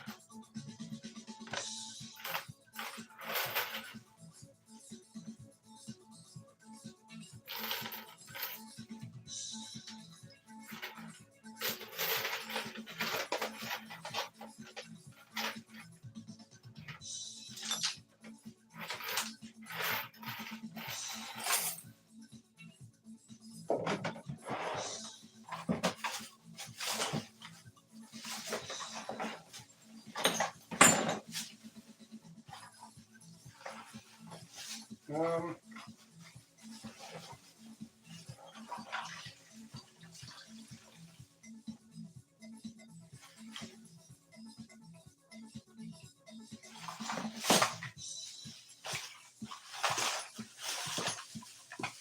that stuff is ever still here, or whoever just came in, or whichever. This is stuff I got at the ultrasound place. It's more solid wire, real thin solid wire. Wow.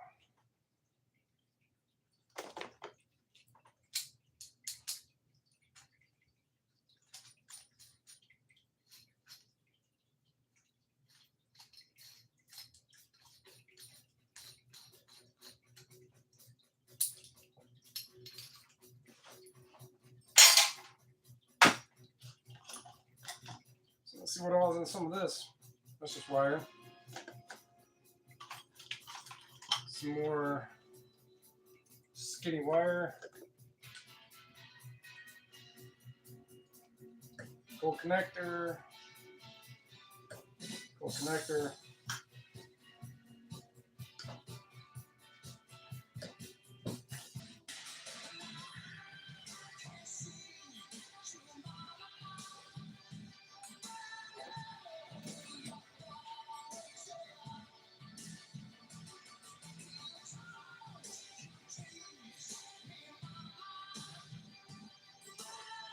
Now it's back.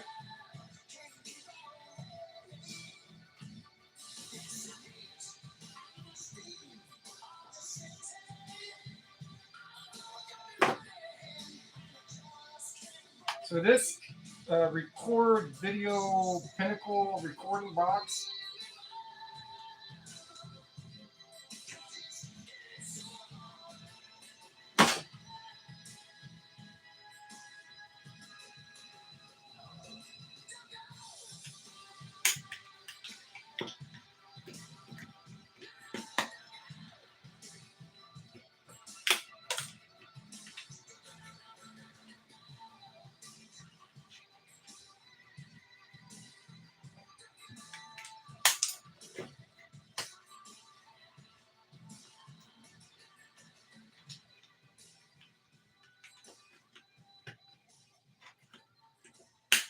It's not like it's even. Oh no, that's easy. Easy copper in that one.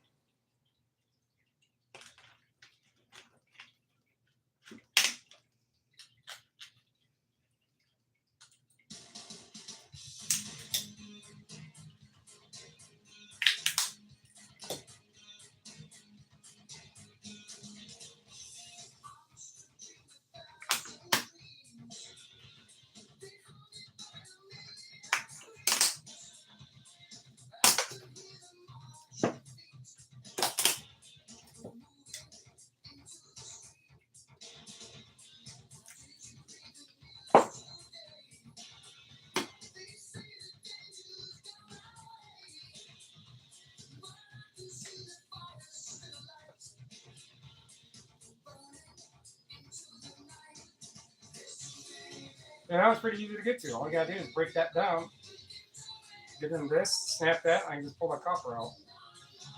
That's an easy transformer to work with.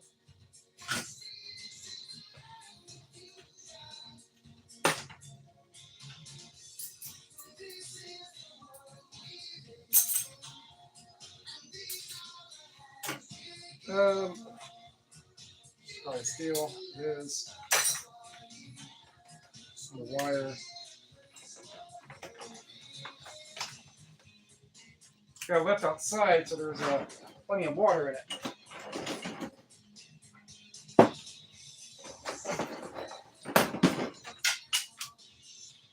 You know what? I'd rather just go over here to the basin.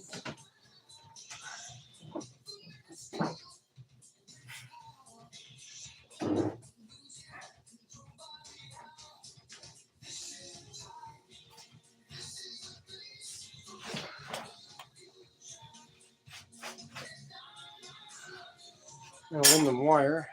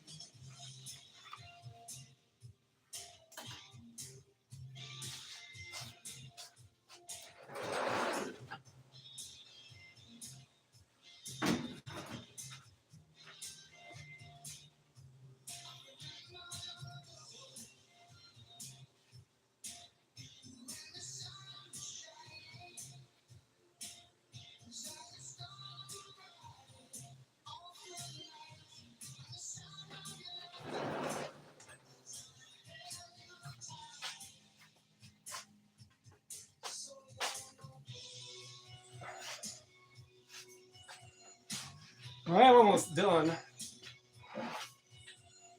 These monitors, I don't know with those screws.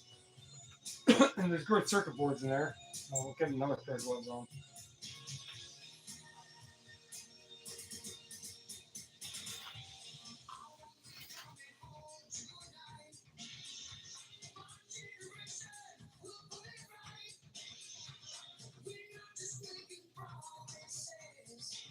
These are still a little damp from when I was digging stuff up earlier, getting the cans separated. I have some more, but here's a solid chunk of little piece of copper, right? Work that's already done.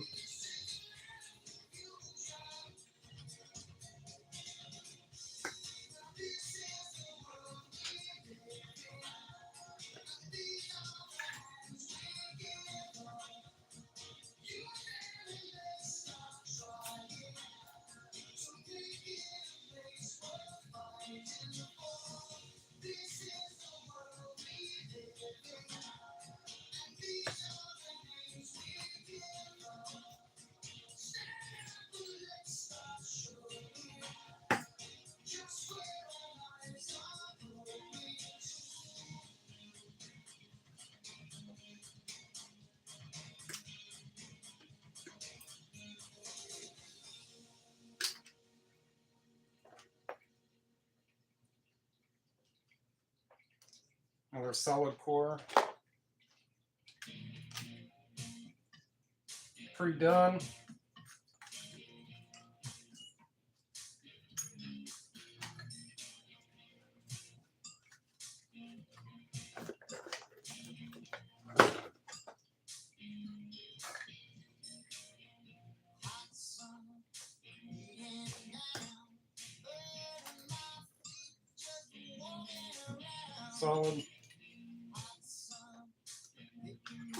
Solid core. There's all these little chunks like this that add up.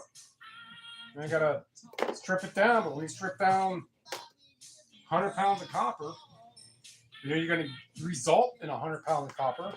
That's $300, $400, $500. And since I don't have a stripper downer tool,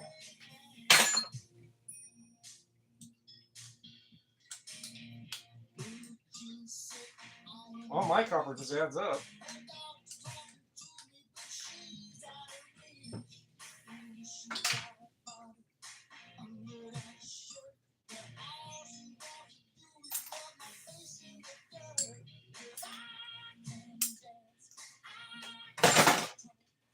A little chunk of copper I didn't know about.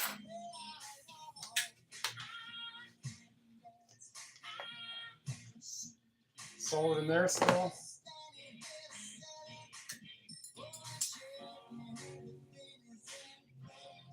Well, I'm not gonna be able to get those off there, but that's aluminum. It's a little bit of steel on there. Oh well.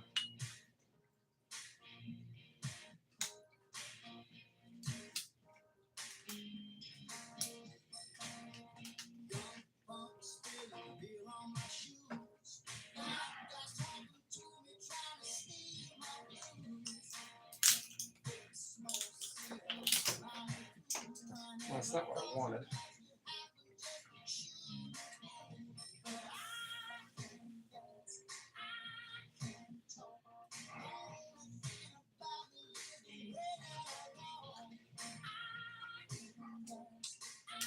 Well, it will just go in like that.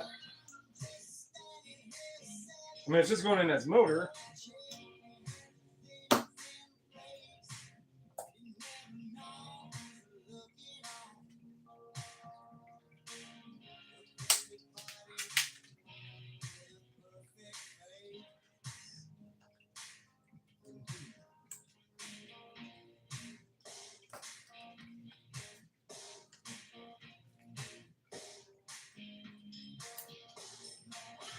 Let's go as motor.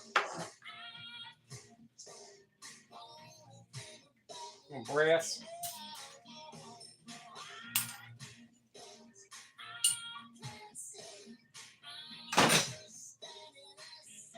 Besides this here and a couple of things over there, and then that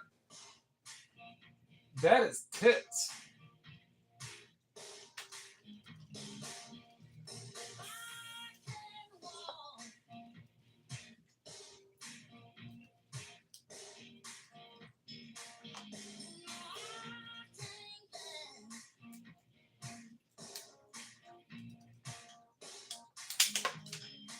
I mean, I'm not doing brass right now, but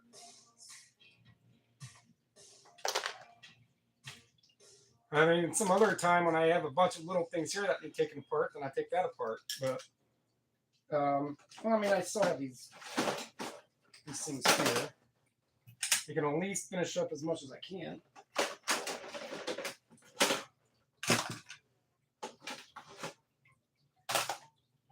Less little containers of stuff sitting around. Like these are all just going boards. And they go outside and I just get them some other time.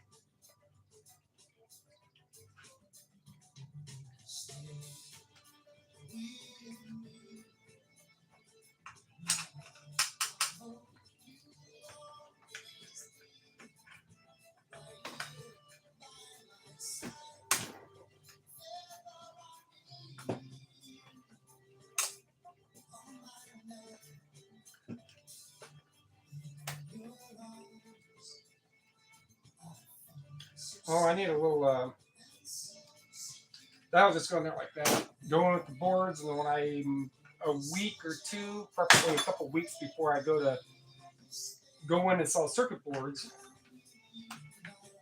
I'll start digging those out and processing them more.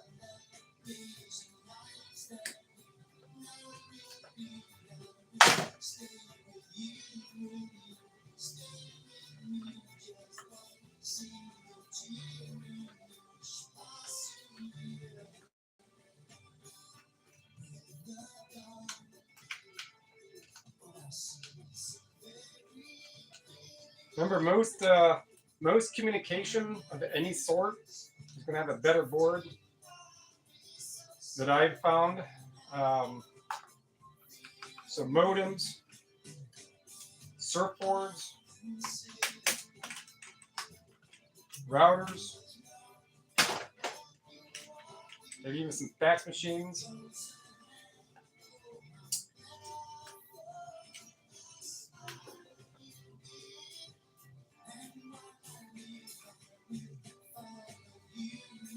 telephones, cell phones.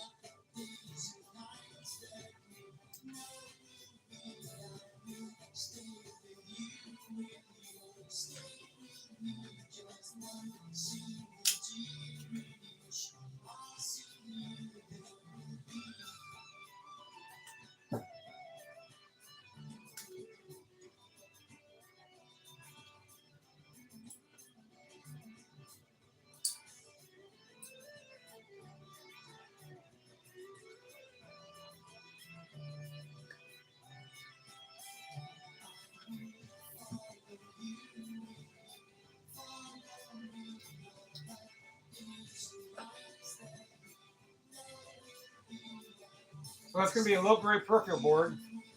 You keep that on there.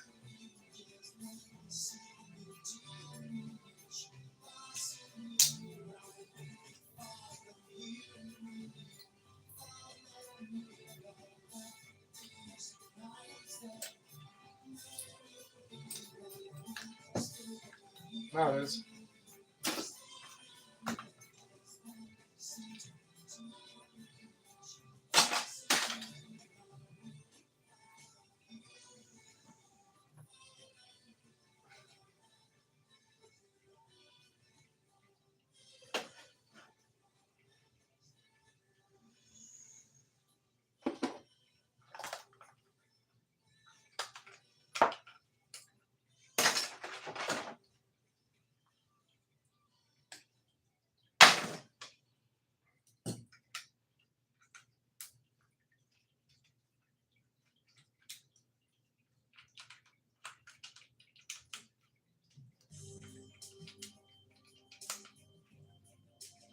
Lady in red. No, it's not Christopher.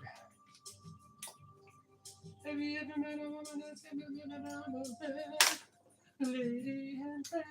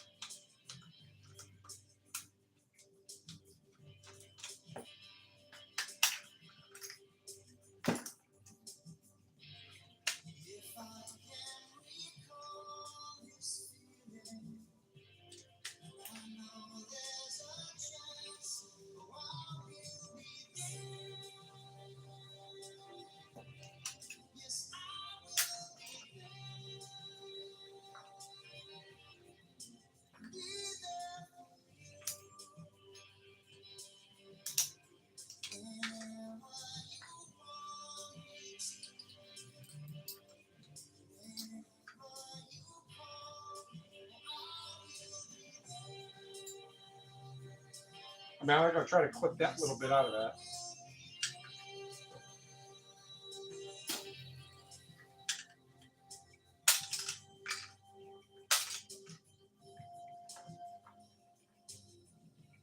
You know, this one comes with a bonus belt clip, hip clip.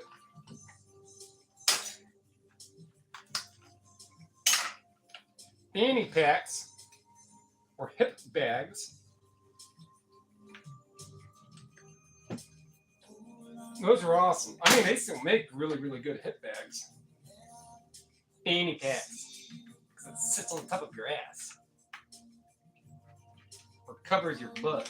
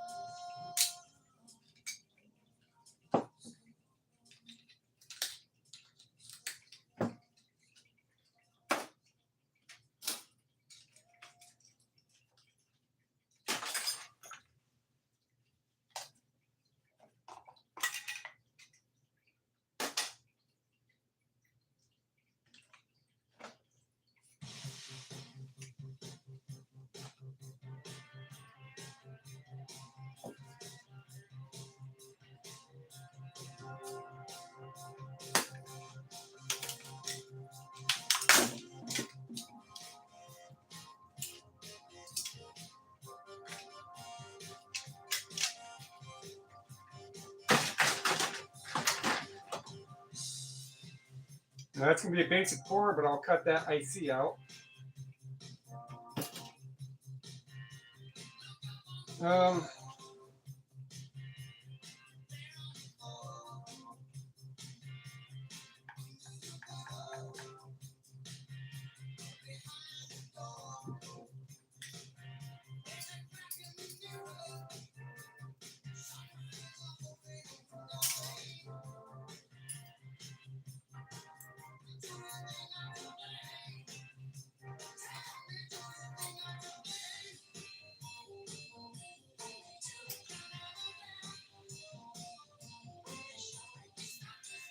All right, last thing is this right here, and the other stuff is just kind of a fiddle faddle with some other time. Fiddle faddle. That's like caramelized popcorn, right?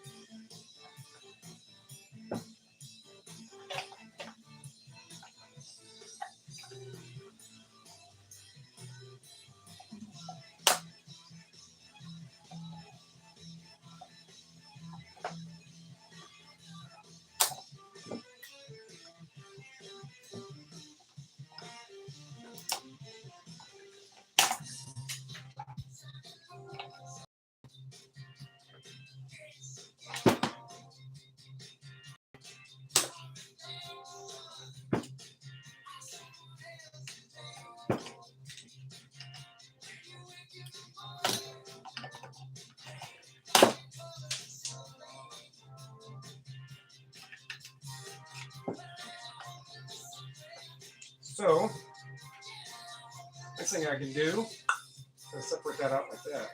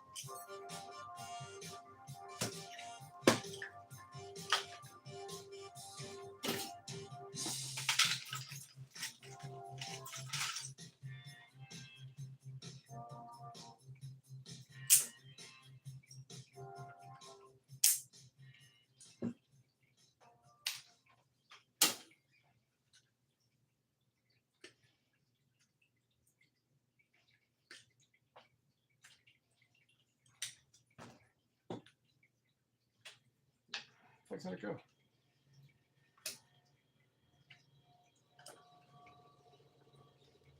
A lot of times those are just.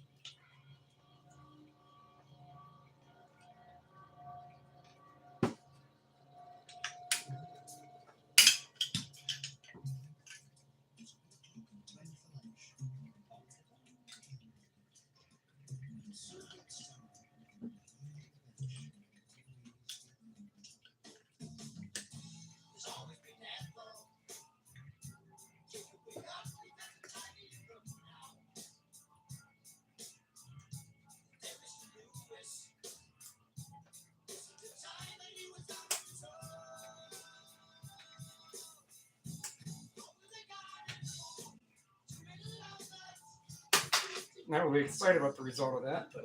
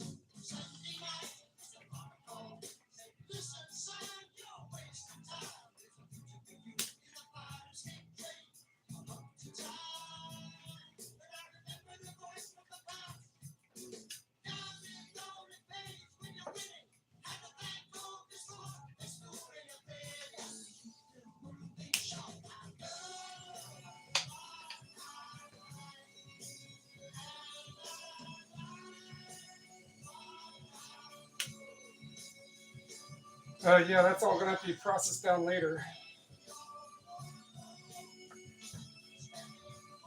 If I can't get one of these,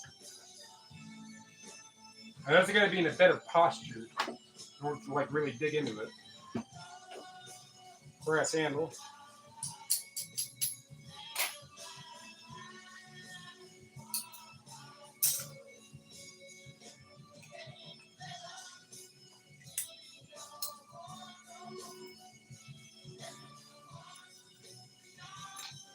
Probably stainless, but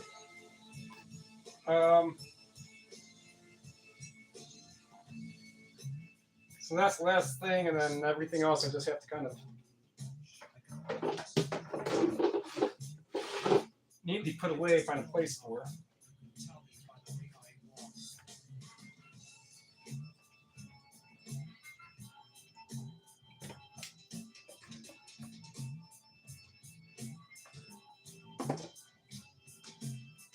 So let me see here. This is Pinnacle.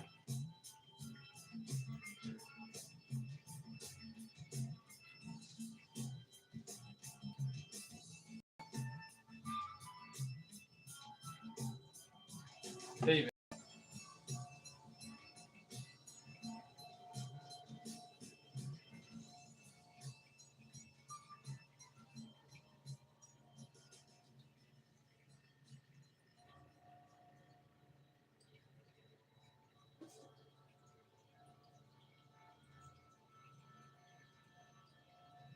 No.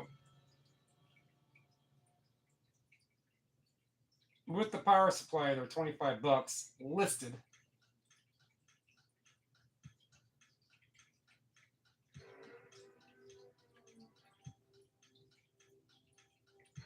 Or the bigger units, breakout box.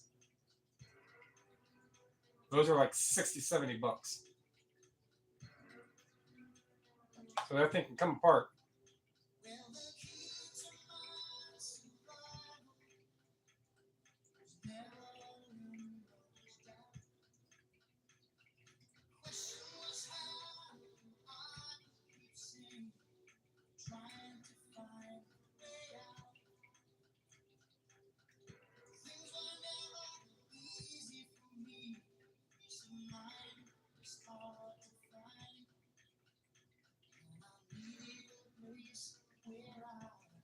see what those other. So yeah, going in. Well, if I were to do a sales video right now, it'd be 22 that are going out for 622 or 553 purchase price or listed price, however I want to say it.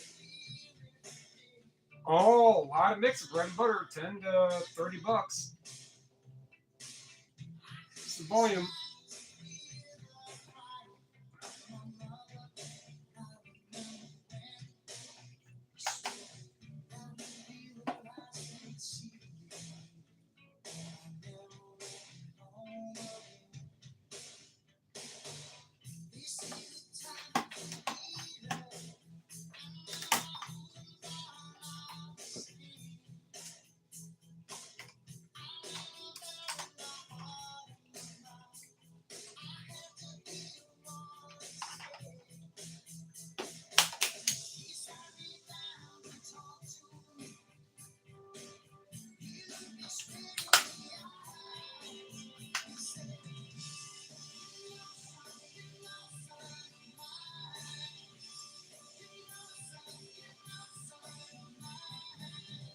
Communication of a sort, video transfer.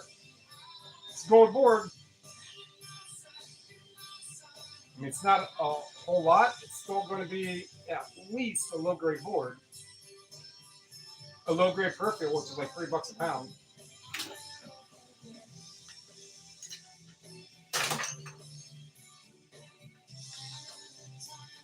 Yeah, that's cardboard. Thick cardboard. That's going to have to wait.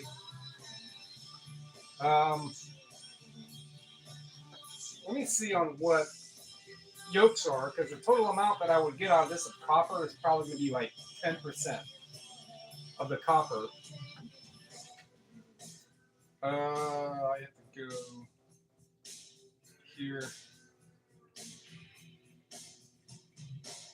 Bookmarks.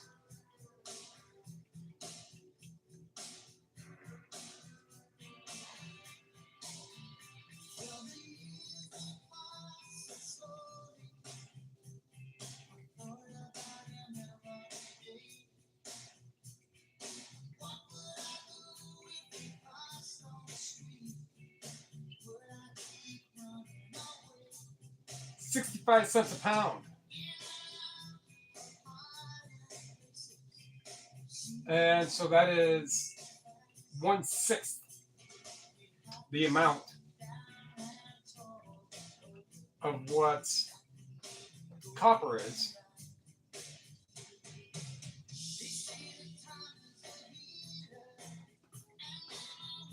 If I were to cut this copper out, it doesn't seem to be too difficult. Would I lose 1/6? So it's either this will sell for 60 cents a pound, or I can pare it down and they have 10% of the weight left, of which I would get $3.60 a pound.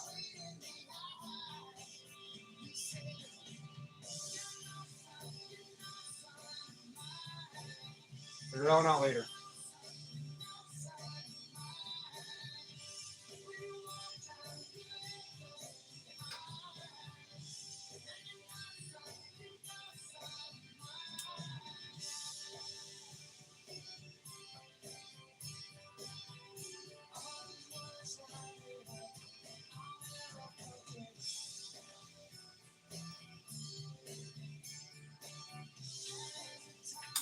Mostly brass.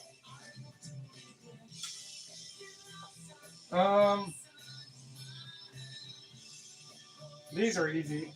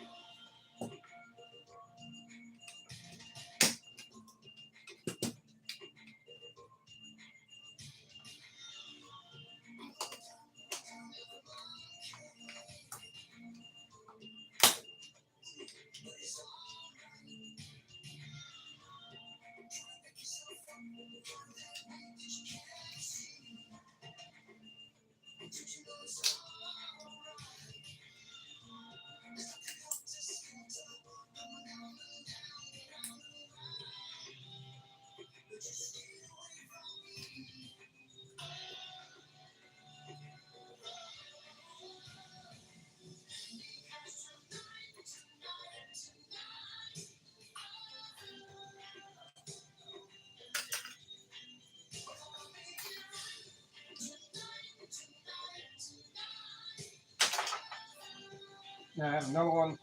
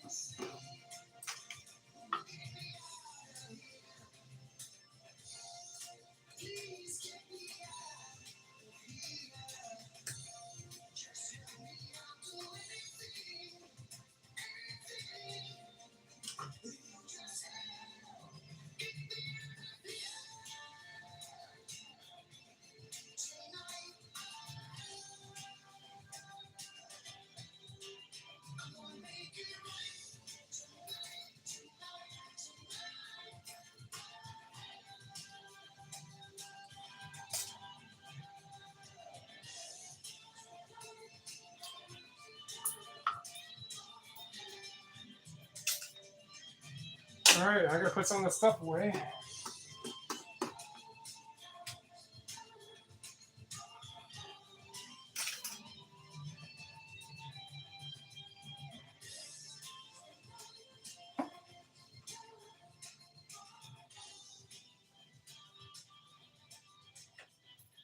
This wire. Little ant climbing on my screwdriver. What the fuck happened, man? Sitting here, I was sleeping, and you shook my house. That's if an ant spoke English. All right, drag some of the stuff out.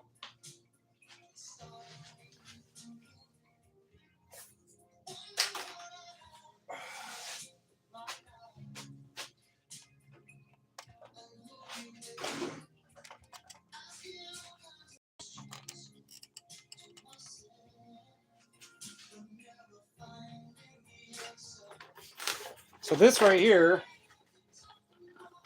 it's still here.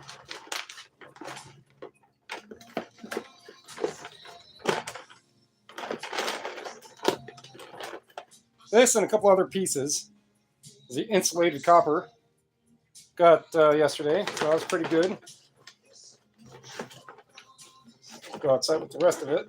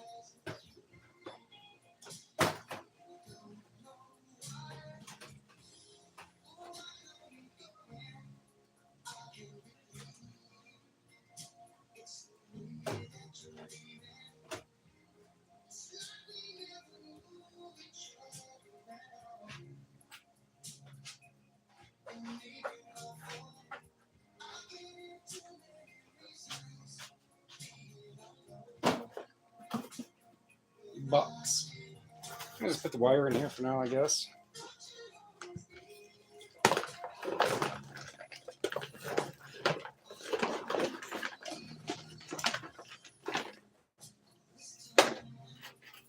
The copper that was already done for me. I did not do this wire right here. This one was already done. So get this bare bright.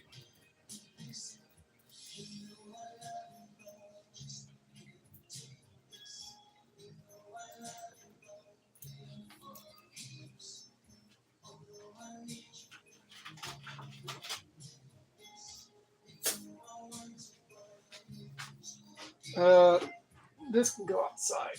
That's gonna be too bulky to sit around and do nothing all day.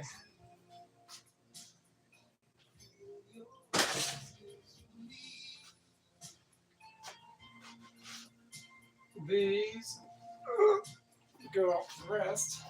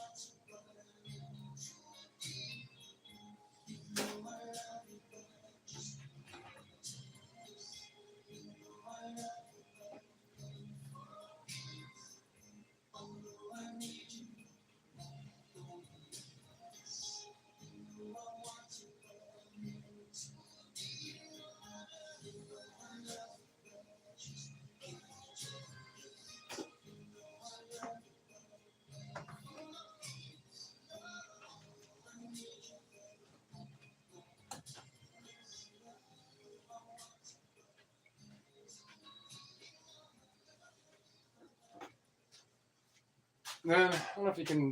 Yeah, you can't. But there's some yellow, like hosing, right about here, I think. That's a copper gas pipe. So I was just gonna cut that yellow off there. Be good to go. All right, that's a motor. And this one is just gonna stay like that. That'll be motor. Transformer, motor.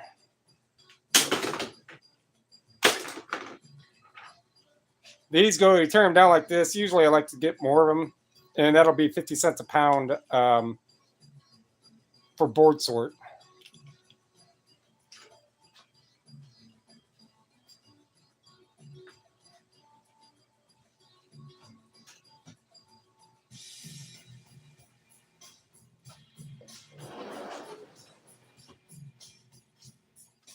Less aluminum.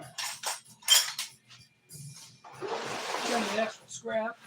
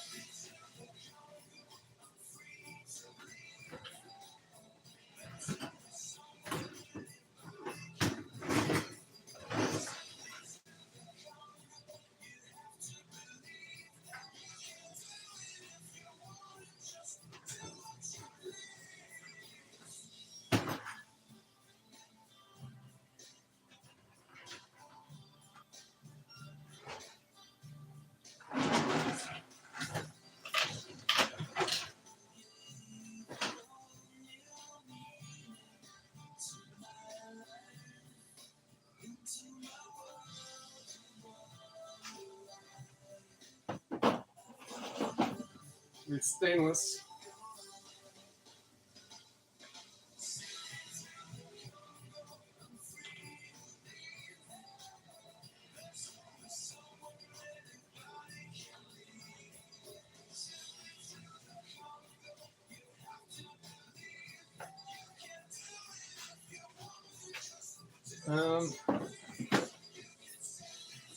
Oh yeah, my bin of most of it's steel. Some of this is aluminum.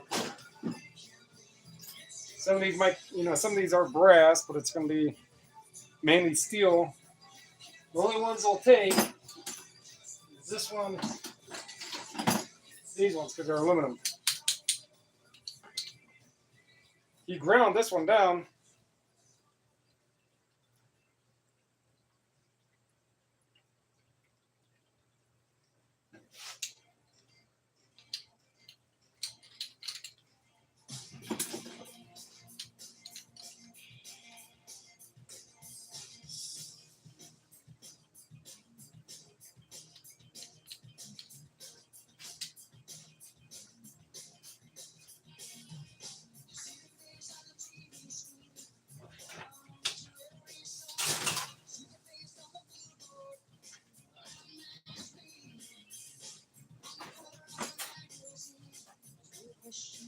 Let's see.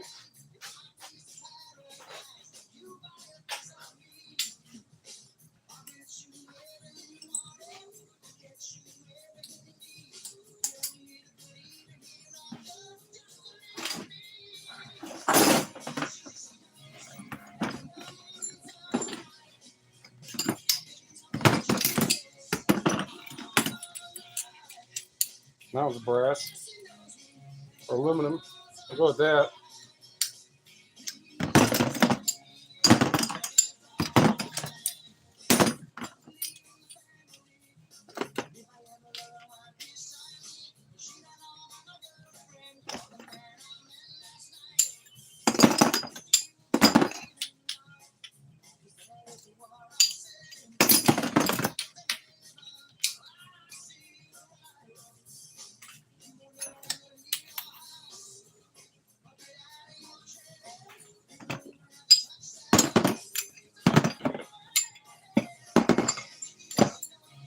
Steel.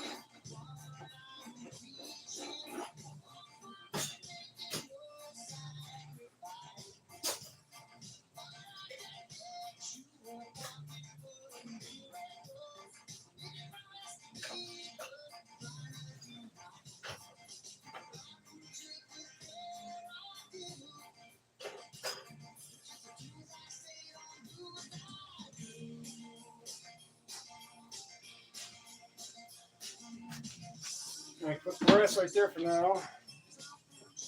Just another container for later. Critter food.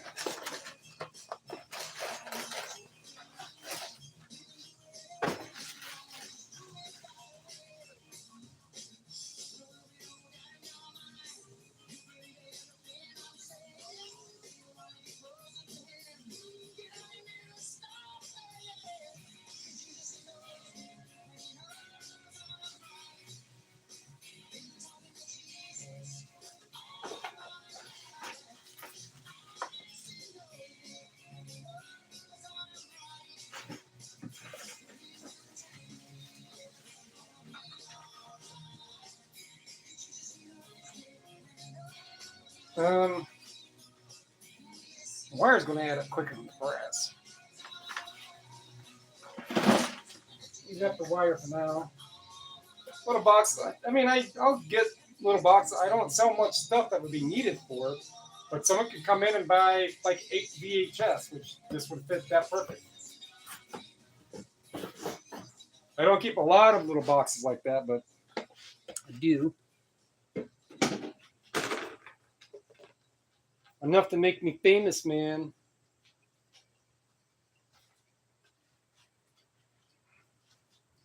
No, man, you're famous. Then my little miscellaneous, which is where that transformer's at, right here.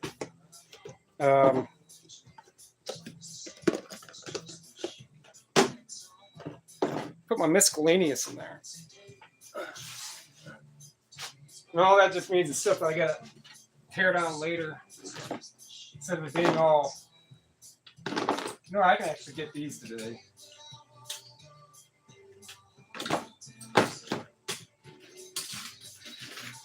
So these,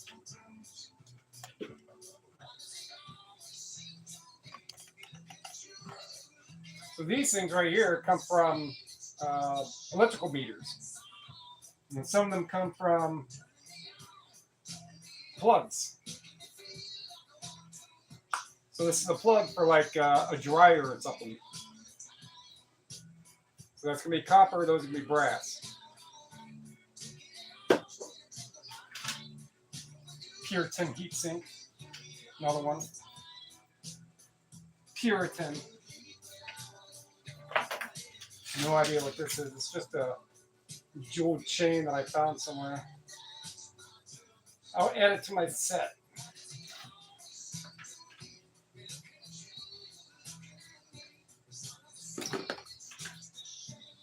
So a lot of this has like little bits and pieces of brass. It just takes a little meticulous work to get those taken apart. Some more tin solder.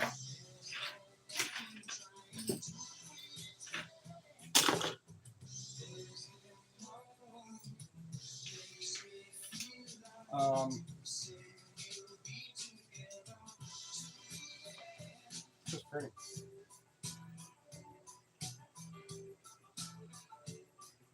I don't know why I still have these.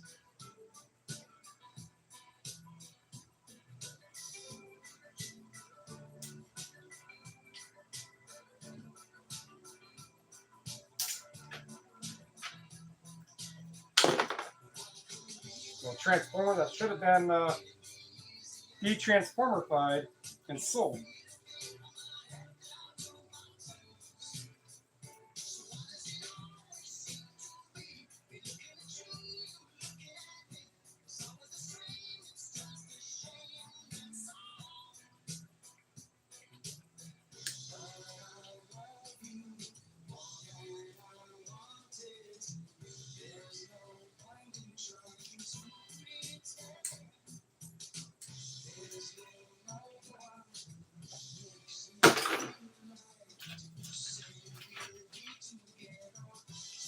This transformer is going to be easy to take apart.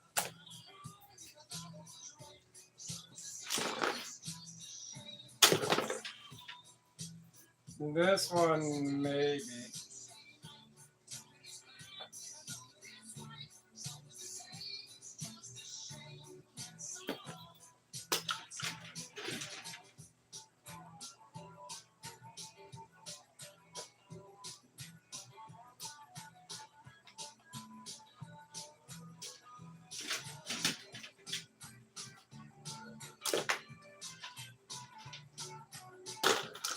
Yeah, like these ones here, they look like they'd be easy.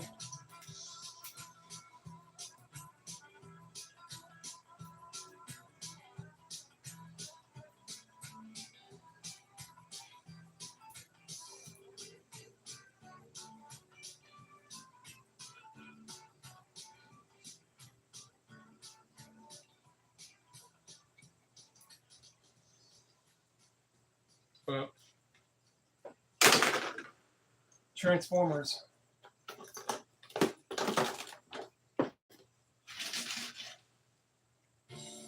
Brass. Some of this stuff I just gotta like break apart into little pieces out. Button battery.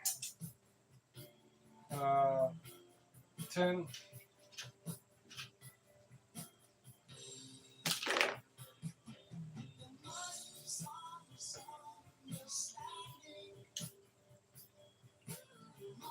That goes in the gold connector, and just goes just like that. It's not much.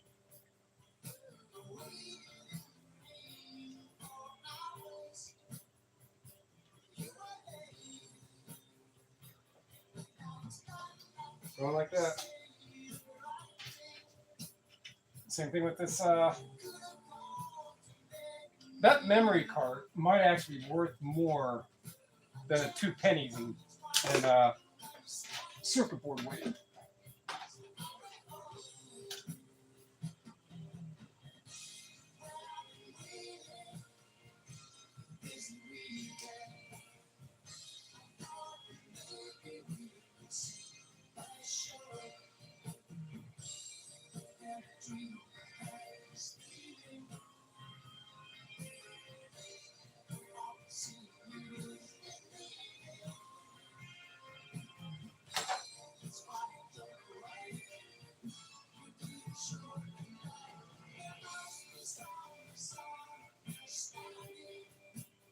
There, now I got a little bigger container to hold stuff that's got to get gotten to later, like that.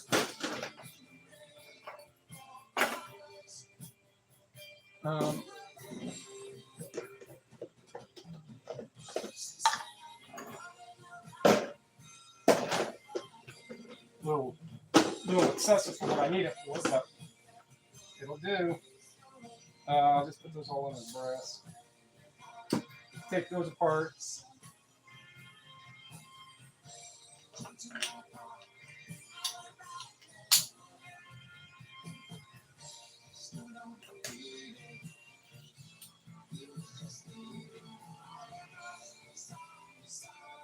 Ceramic board.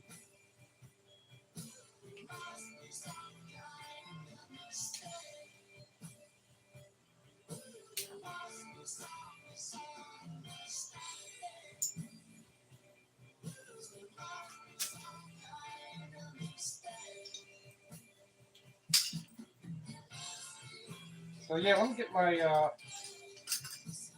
sockets. So USB extender, so I can actually use.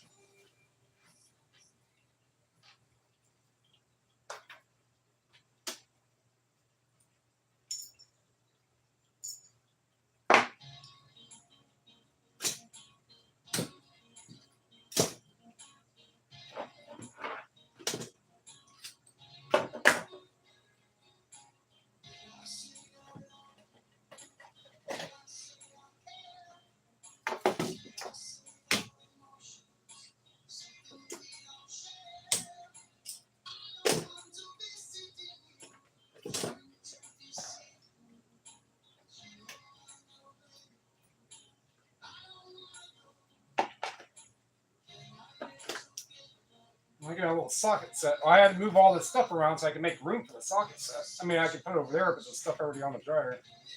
This is not a big place. Not the first time I've said that.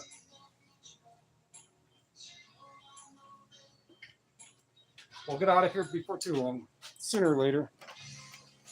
Sooner.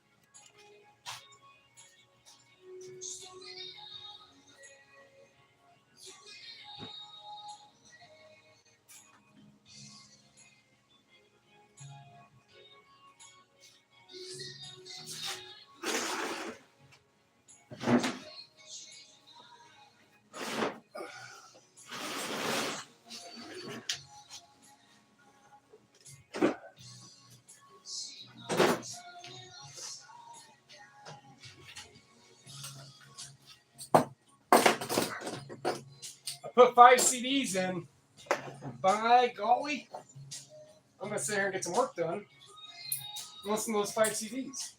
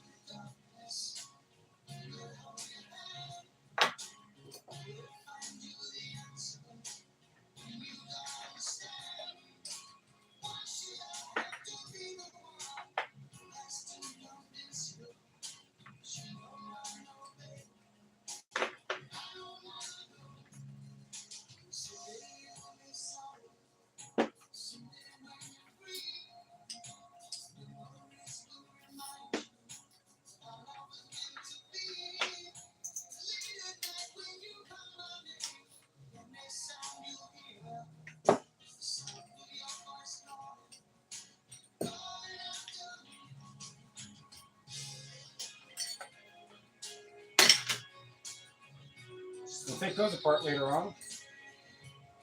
Hey, where'd all these?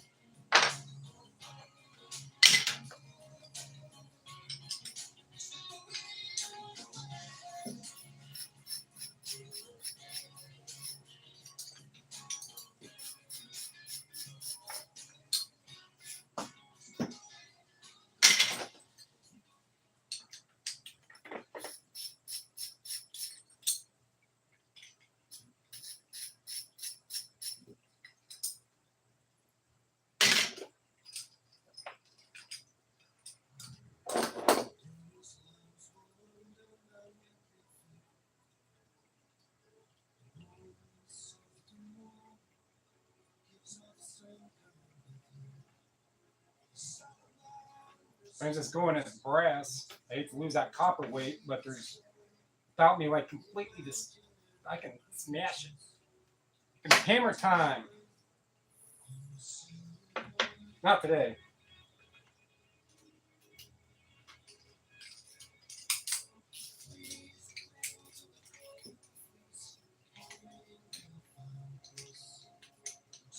Golden fleece, isn't that the design for Hermes?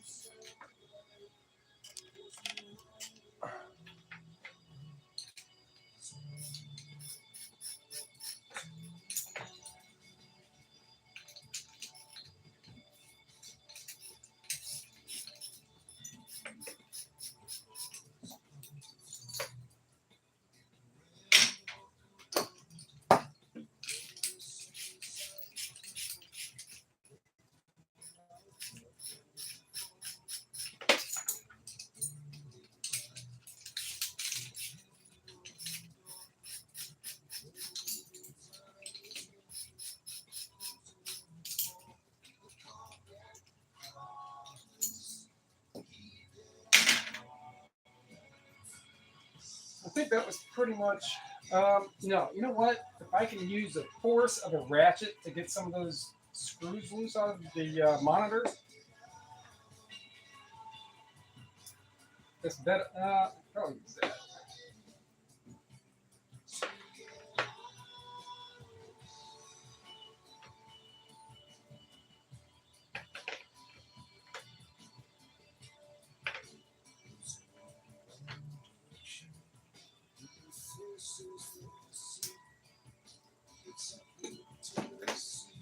If I can get those monitors apart, I can tag Odie.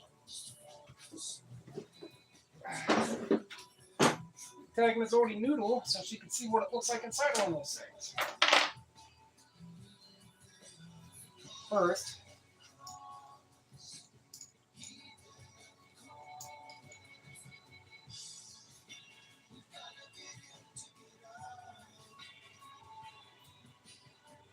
I think that's all we need.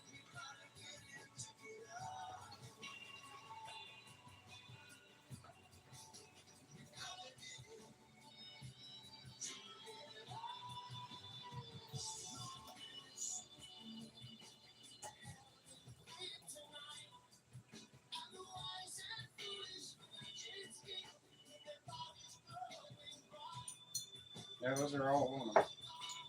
All right.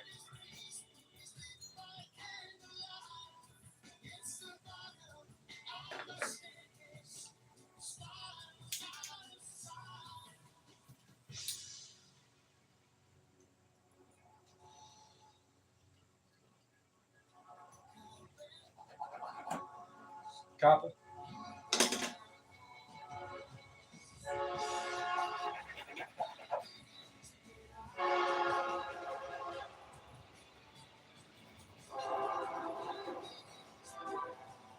Brass.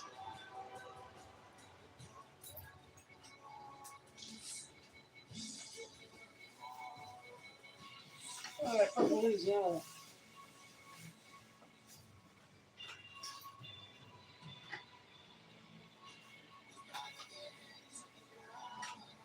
Something else to find later on.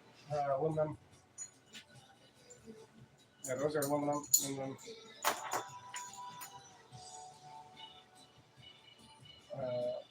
Brass. Copper.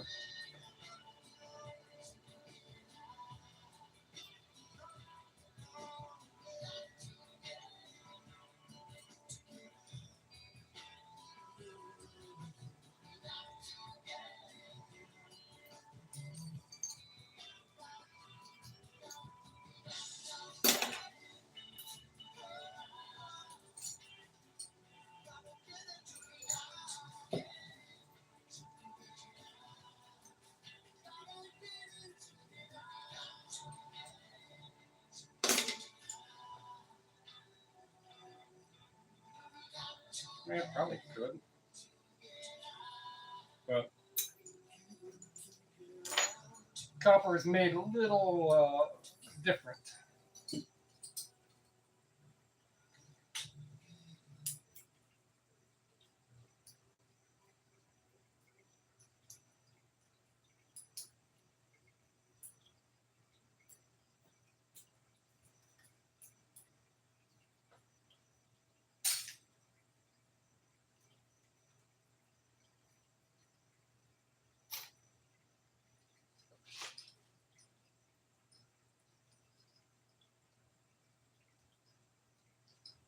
This part's copper. Ooh. And the one I need happens to be the one I need to use. Or the one I have happens to be the one I need. Of course, but what am I talking about? I need this one to use.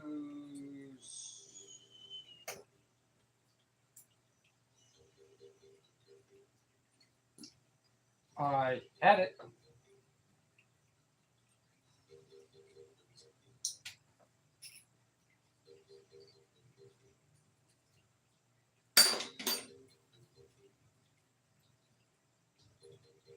Oh no, what am I doing? These are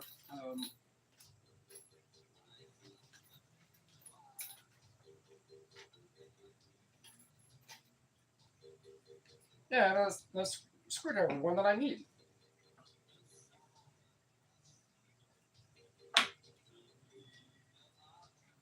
I haven't used any other magnet.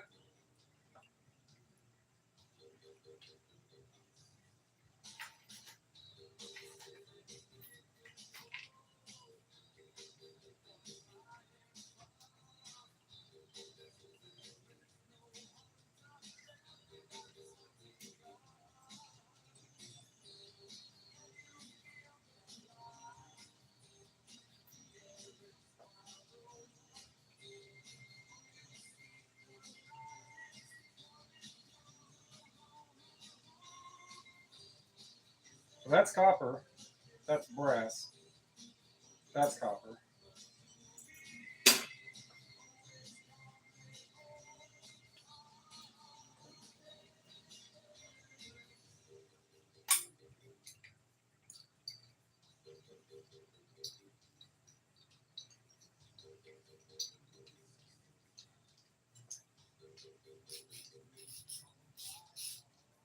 Yeah, I had that bit.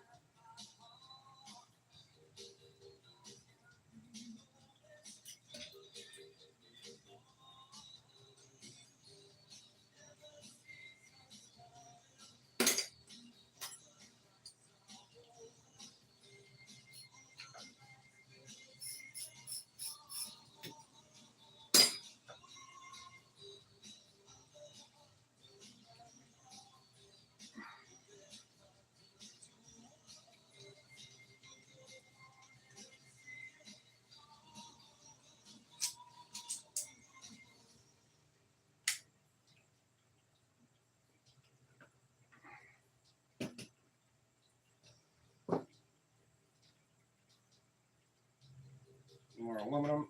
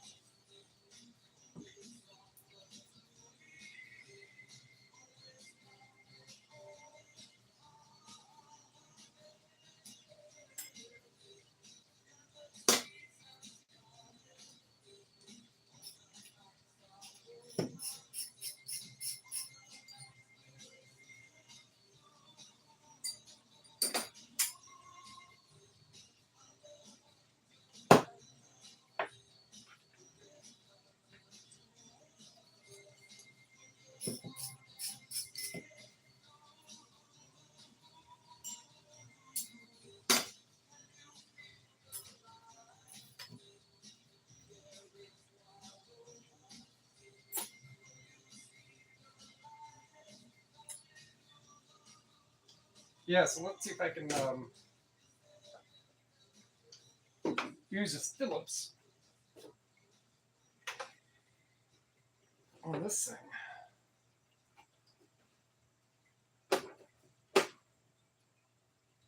I lost the bit. It don't matter, but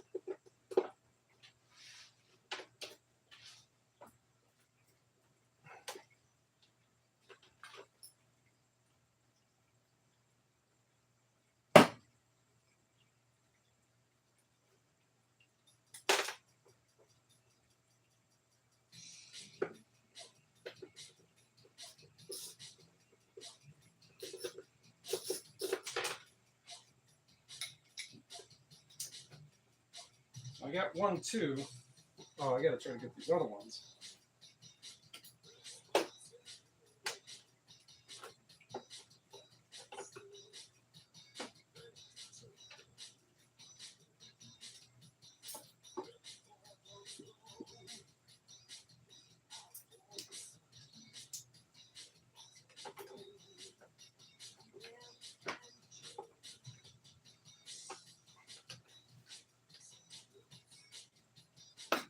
Try this.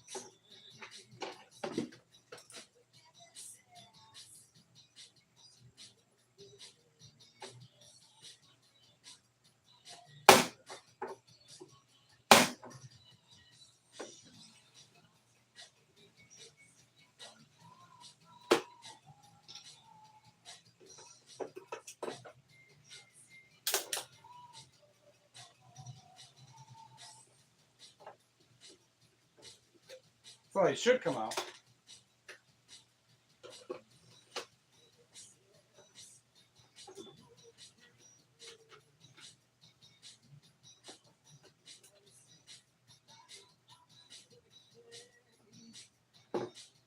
That was a star bit for some reason.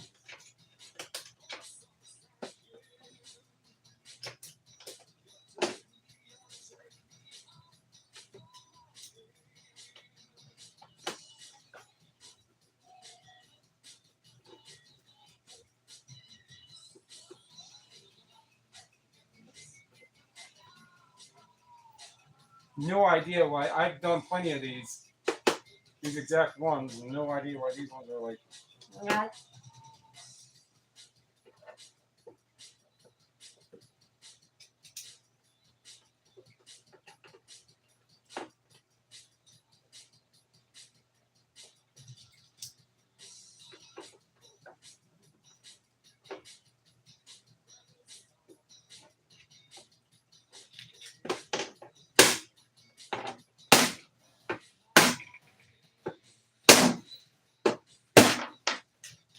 See if that loosens it up any.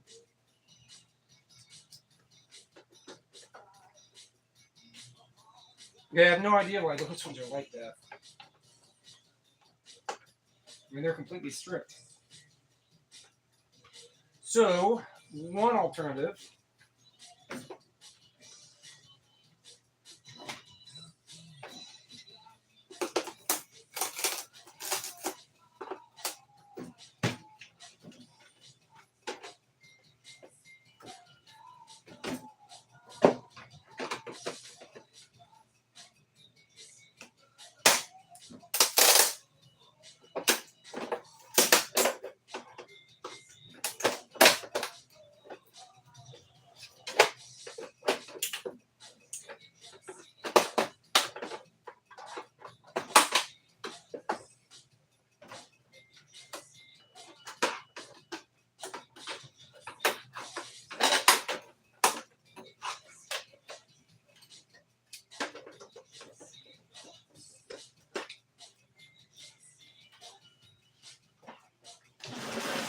oh, there it is.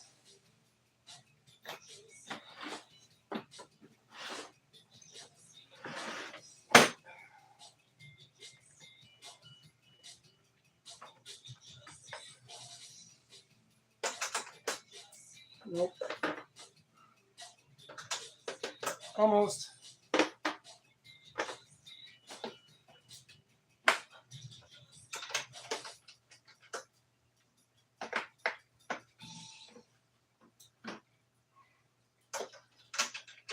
Hey, wait.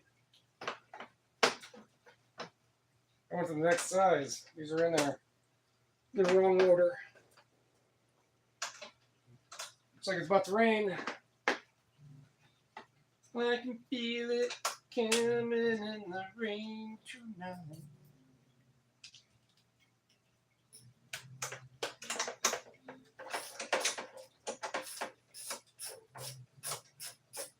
No, I can see it.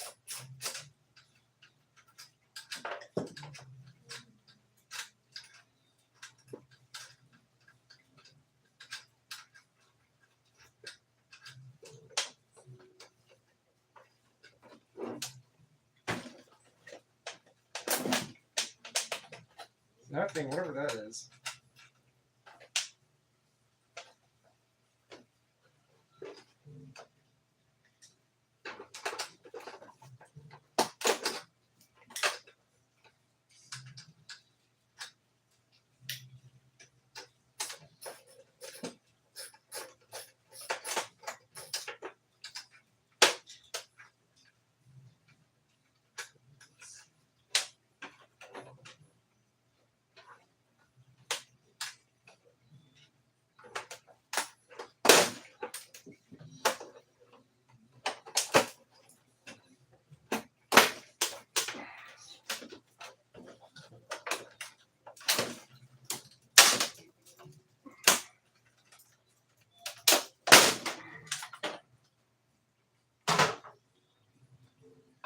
All right, Noodle.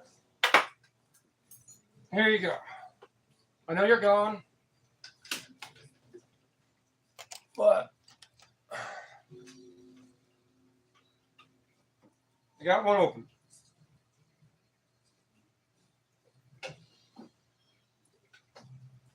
So all this is going to be a circuit board in here. It's going to have these circuit boards I have, what's known as a BGA, so it can be a gold corner. This one should. It does.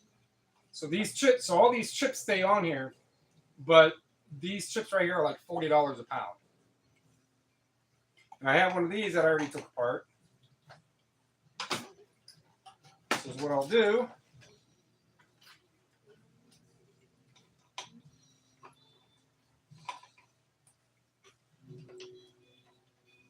I'll get this. So that has USB, USB, USB right here, right? So this is it's a gold connector end board.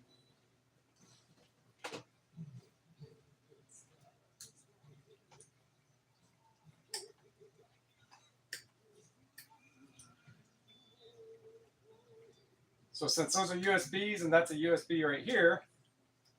Oh, actually that wasn't. That was one of those special HDMI Cs, I believe is what they're called. But that just goes in with gold connector ends. And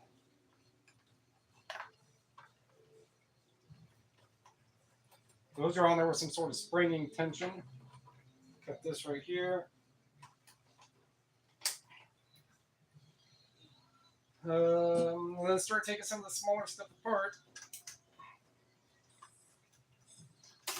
And then I get underneath this, and then there's a whole other high peripheral boards down here, and a whole other circuit board back here. So for this being, if it would have been a run-of-the-mill like computer monitor or something, it would not be like this.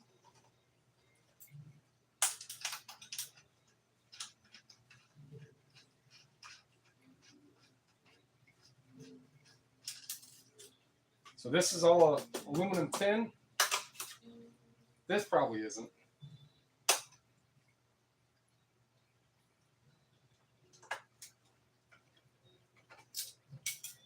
So combined, if they came apart the way how most of all the other ones have, these take probably 10, maybe 15 minutes to take apart. That's metric and standard.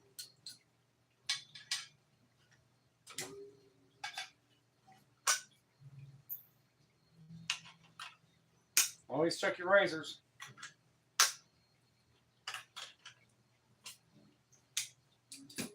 Probably aluminum.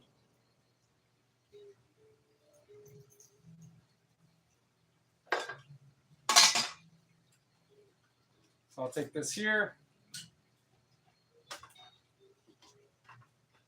Now I'll keep that gold connector end on that board, since these are all going to be at least $3 a pound boards.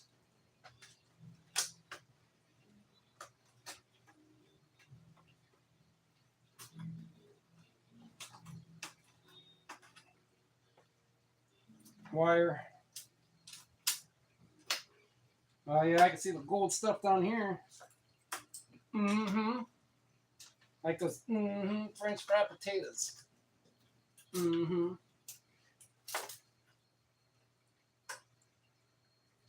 Okay. So is that button down there somehow? Looks like it.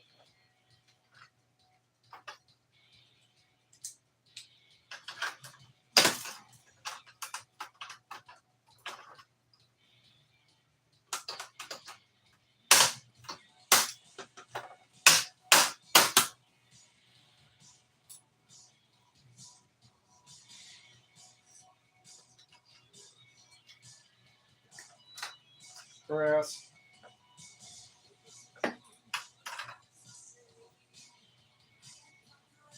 Brass.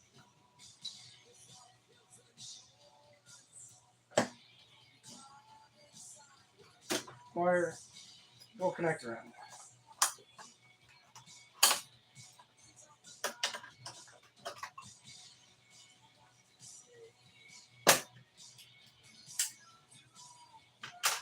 I have a little basic contact board. I already have those out there.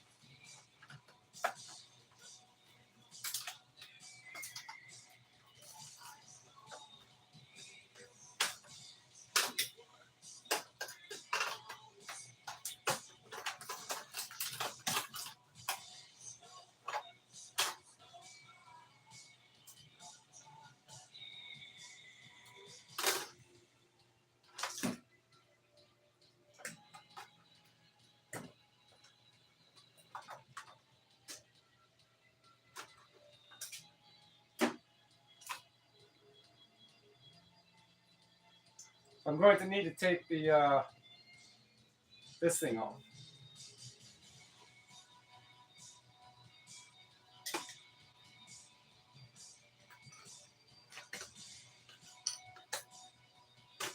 There we go.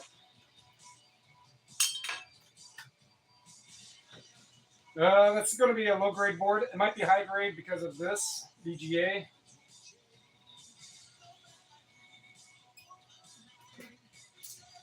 Okay, so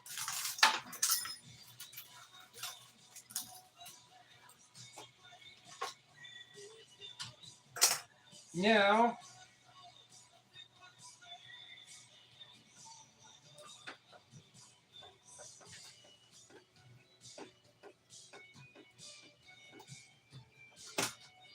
hopefully all these come out.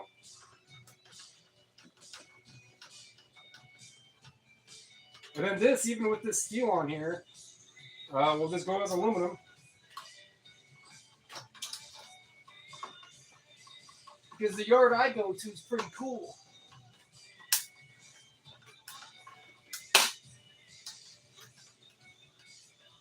They say things like, brass is brass. Dirty, clean, yellow, white, indigo, purple, Roy G, green. Don't matter. Brass is brass. Aluminum is cast, extruded, clean, dirty, tin, not pure tin, tin and zinc. Well, 50 cents a pound. And then so far, aluminum rims, all out aluminum rims are 70 cents a pound, non-chrome. Now this is the 5th CD, Julian Theory. So I'll finish up with this one here.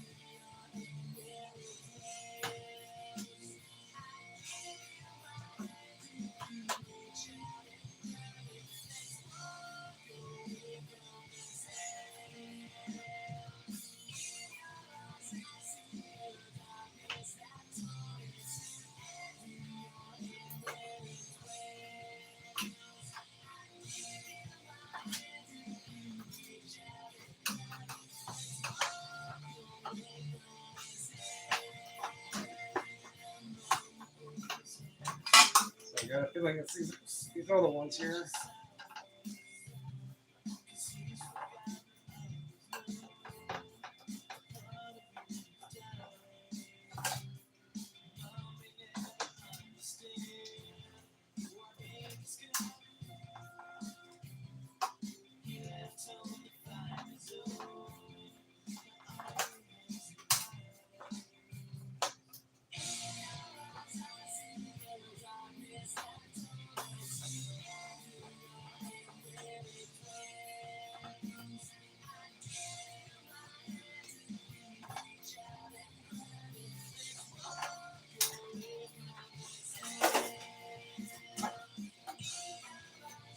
Okay, so that's gonna go as all aluminum.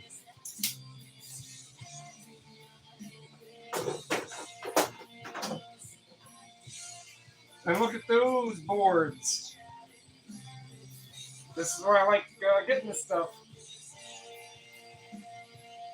And then underneath here is going to be aluminum. This frame is steel. That is. But this is another sheet of aluminum underneath it.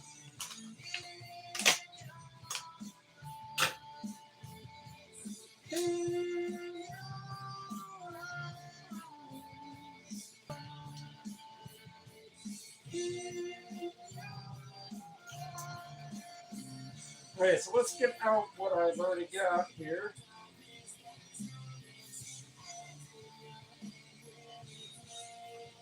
Wire. So definitely on these high, so these LED, all these little boards right here, these all high peripheral. So you're going to keep the gold connectors on here. Because low peripheral, here comes the rain.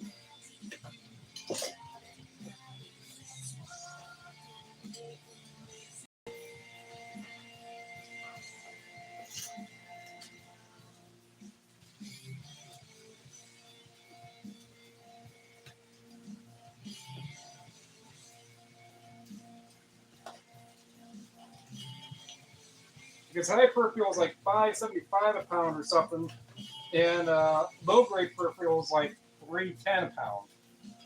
And then gold connector ends are like $3 a pound. However, whichever it is, right? So it just makes sense to make it a little more money.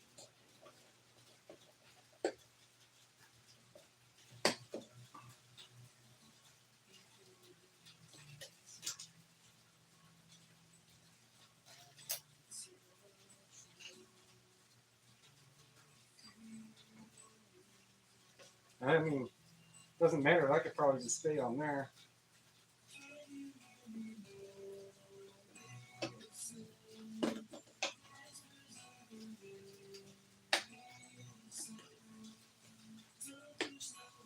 So I don't think the other one has been. Oh no, I'm going in this from front to backward. So I don't know what that other one may still have on it.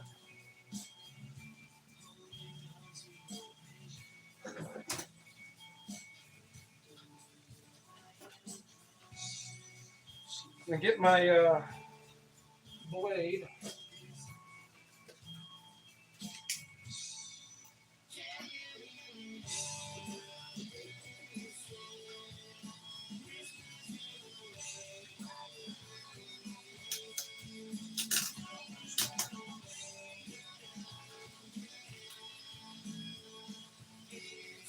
I can get this ball out of here.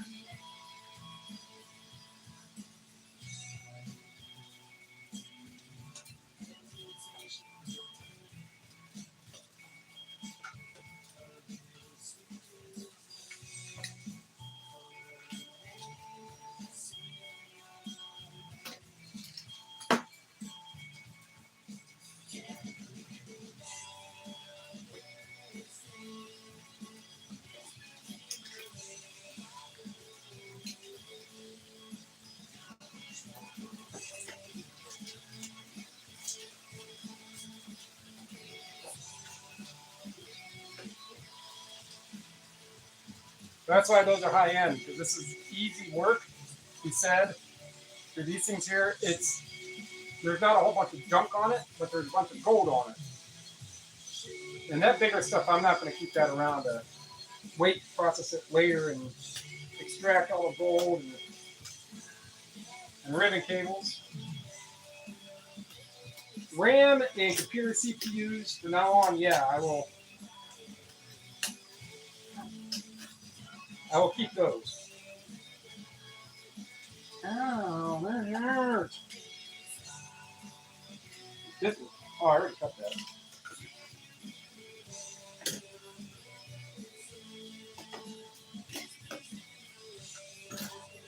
Ribbon cable.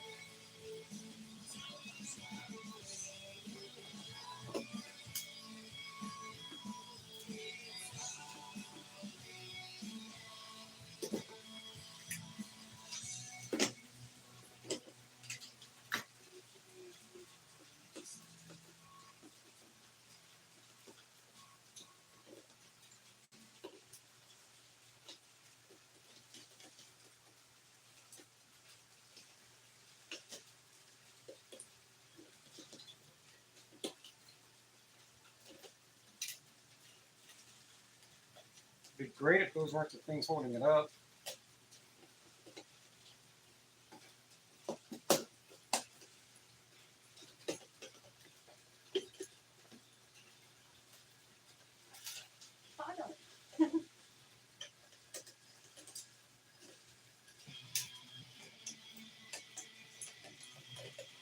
They're raining. Mm-hmm.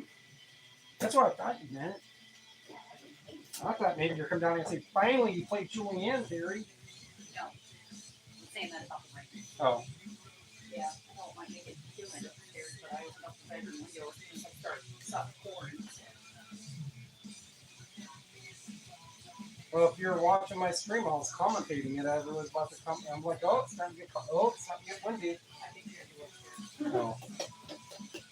You know, they only had me for room.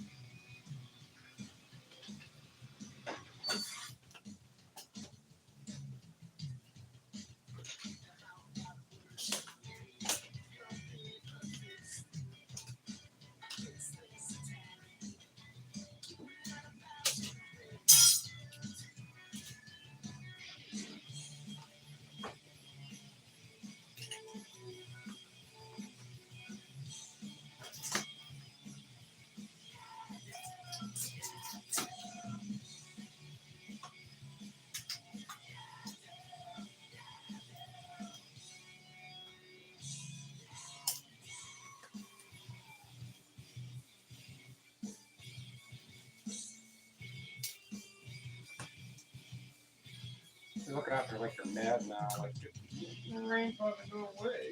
Uh-huh. So what I was thinking. Well, I've been looking at the weather forecast and it's saying it's going to rain all day, and then that day comes, oh, here it comes back.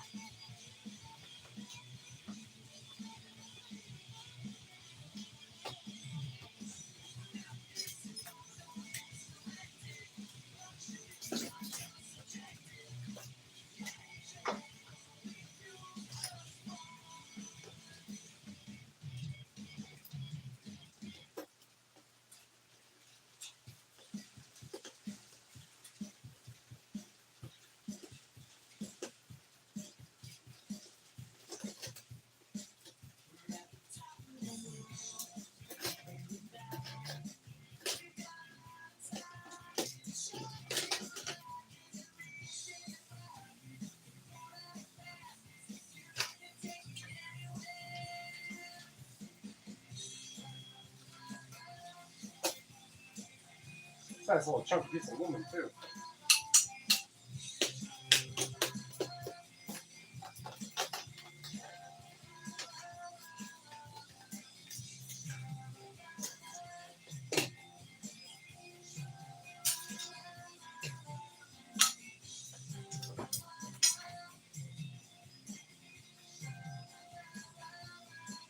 So,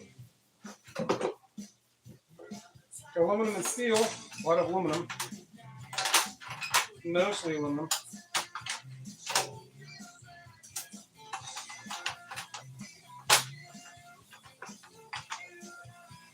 They just call old sheet aluminum out here. Is what it gets, but it's 50 cents a pound.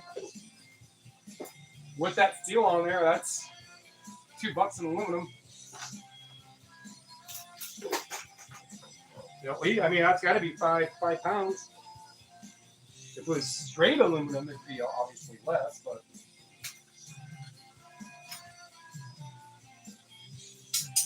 And add that.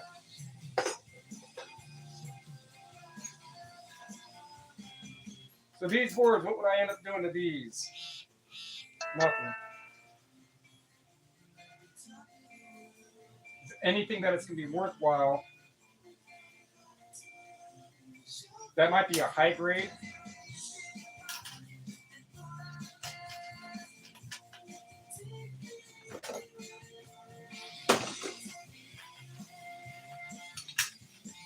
I can watch this stuff out again.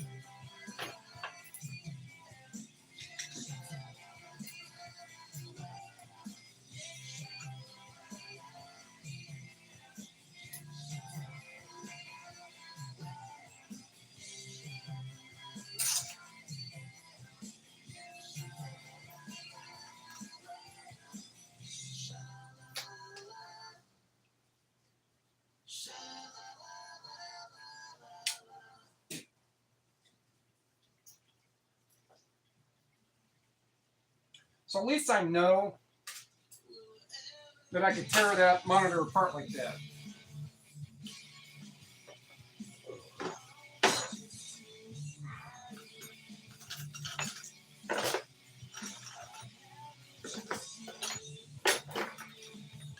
These are aluminum. But now the rain's all gone. All done. All done. I'm done. Go on.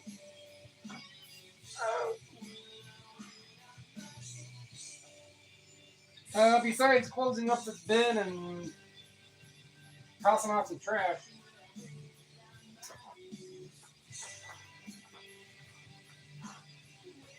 Yeah, I don't think you got any of the boards from underneath.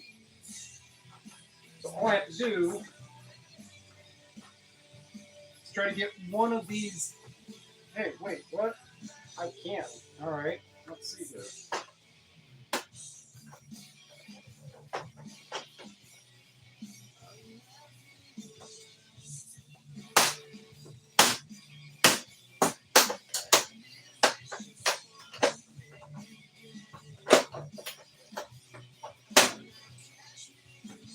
Did it really just do that?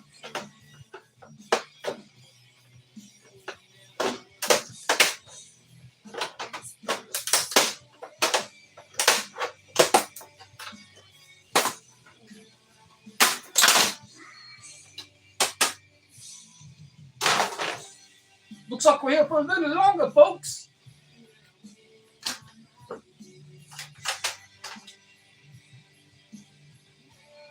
I still see some board. That's good.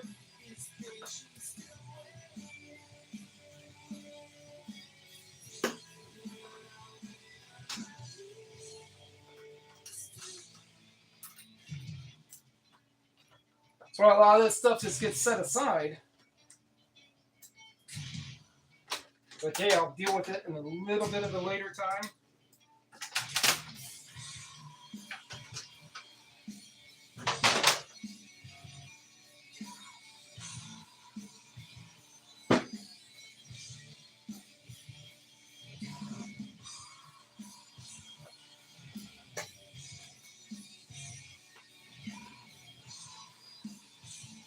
And you just got to figure out ways on how to break something that's broken. This good stuff that's in here, it's not worth it to just throw it in like the steel shred. To me, you know, this could probably take, if everything was coming apart the right way, again, it'd take like maybe 10 minutes.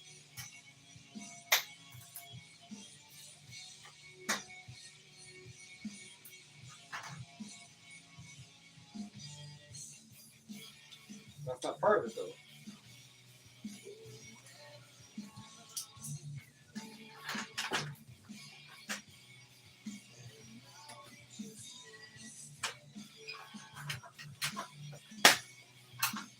Oh.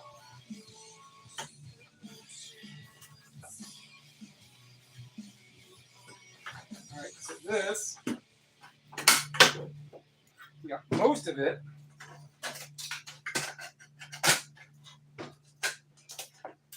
I betcha I do this.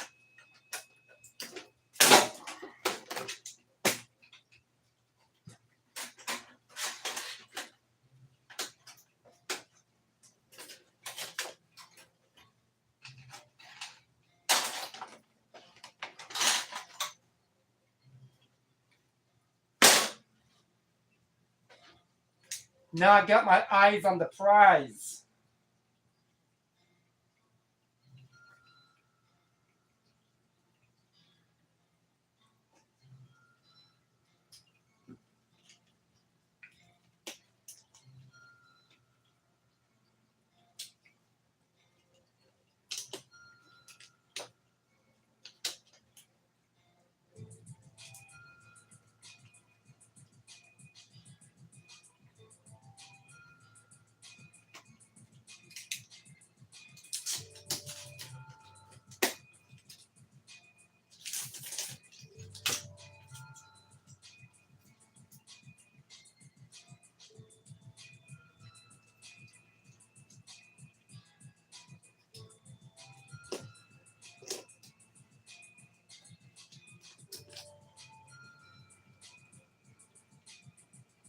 Not do what I wanted to do, but oh swell.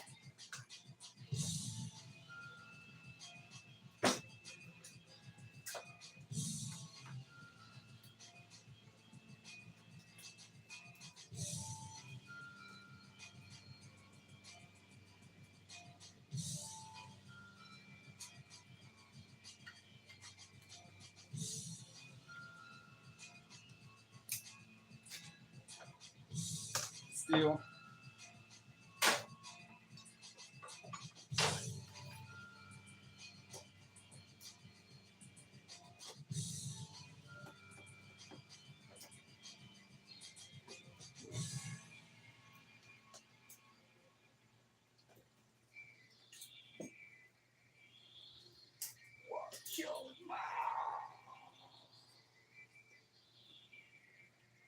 I don't know if there's another board underneath this.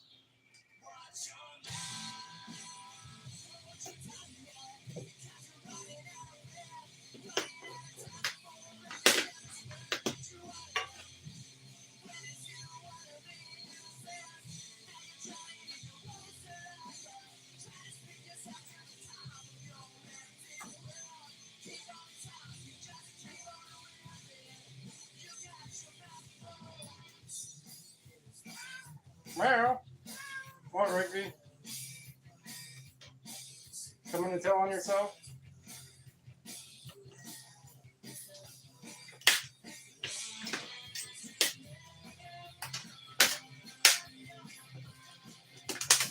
I didn't really want to lose that plastic weight. Well, just eat the food from the dish. You don't have to eat it from the hopper can. Well, you spend less time complaining about it, you probably won't be hungry and not hungry. Or Rigby.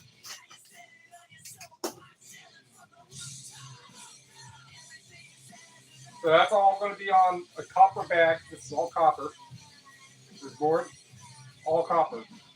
It's a high-end board, like $5.75 a pound. So even if this was the purest copper, the board value is worth more than the copper.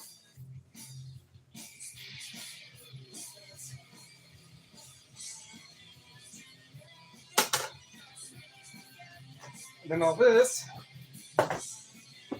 goes in as aluminum. With the steel frame and bezel, it's all just sheet aluminum. I sold them plenty of them. They haven't said no. I mean, all they do, they just send those things to a big hammer mill, a big shredder, and it's done.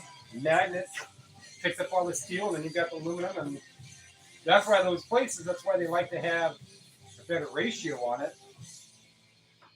Because the more pure the aluminum that they're getting from scrappers, and from however they're getting it, right? The more pure it is, the more profit ratio they can make on all the refining and not refining, chopping it down. I talked to my scrapyard and figure it out. I mean, they didn't tell me the tricks of the trade, but it kind of makes sense. Kind of makes sense.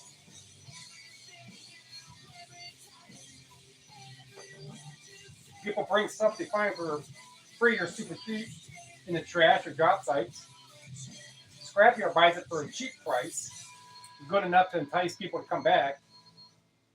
The scrapyard then either just puts in big chunks, or they do their own sorting and their own chopping. Then they have big vats and big boxes that they sell of 99% pure granulated aluminum, and they sell it for $1 a pound or whatever, however it works, right? It's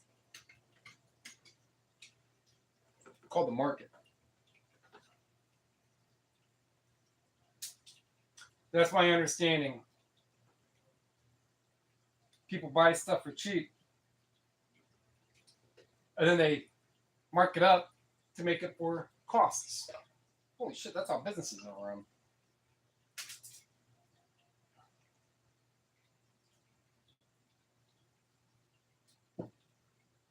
So I need a new ribbon cable thing. Not all of this is straight up copper. Some of these are like copper bits and toroids and stuff that I gotta break apart, tear down. But as I'm doing that with, these things I'll tear apart, just break it in half and then just rip that copper right out. I'm not gonna sit there and tear apart a 4-ounce transformer to get almost nothing out of copper. Some people do. I don't have the tools to do that. I gotta close all this stuff up. Otherwise, I box myself in here when I do this.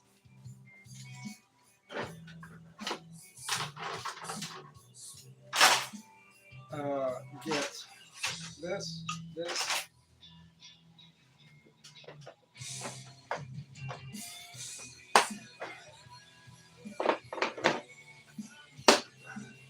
That.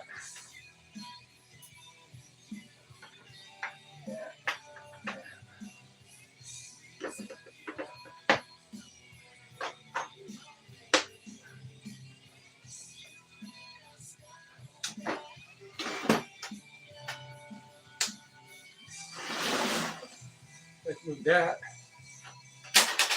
That goes out. Junk.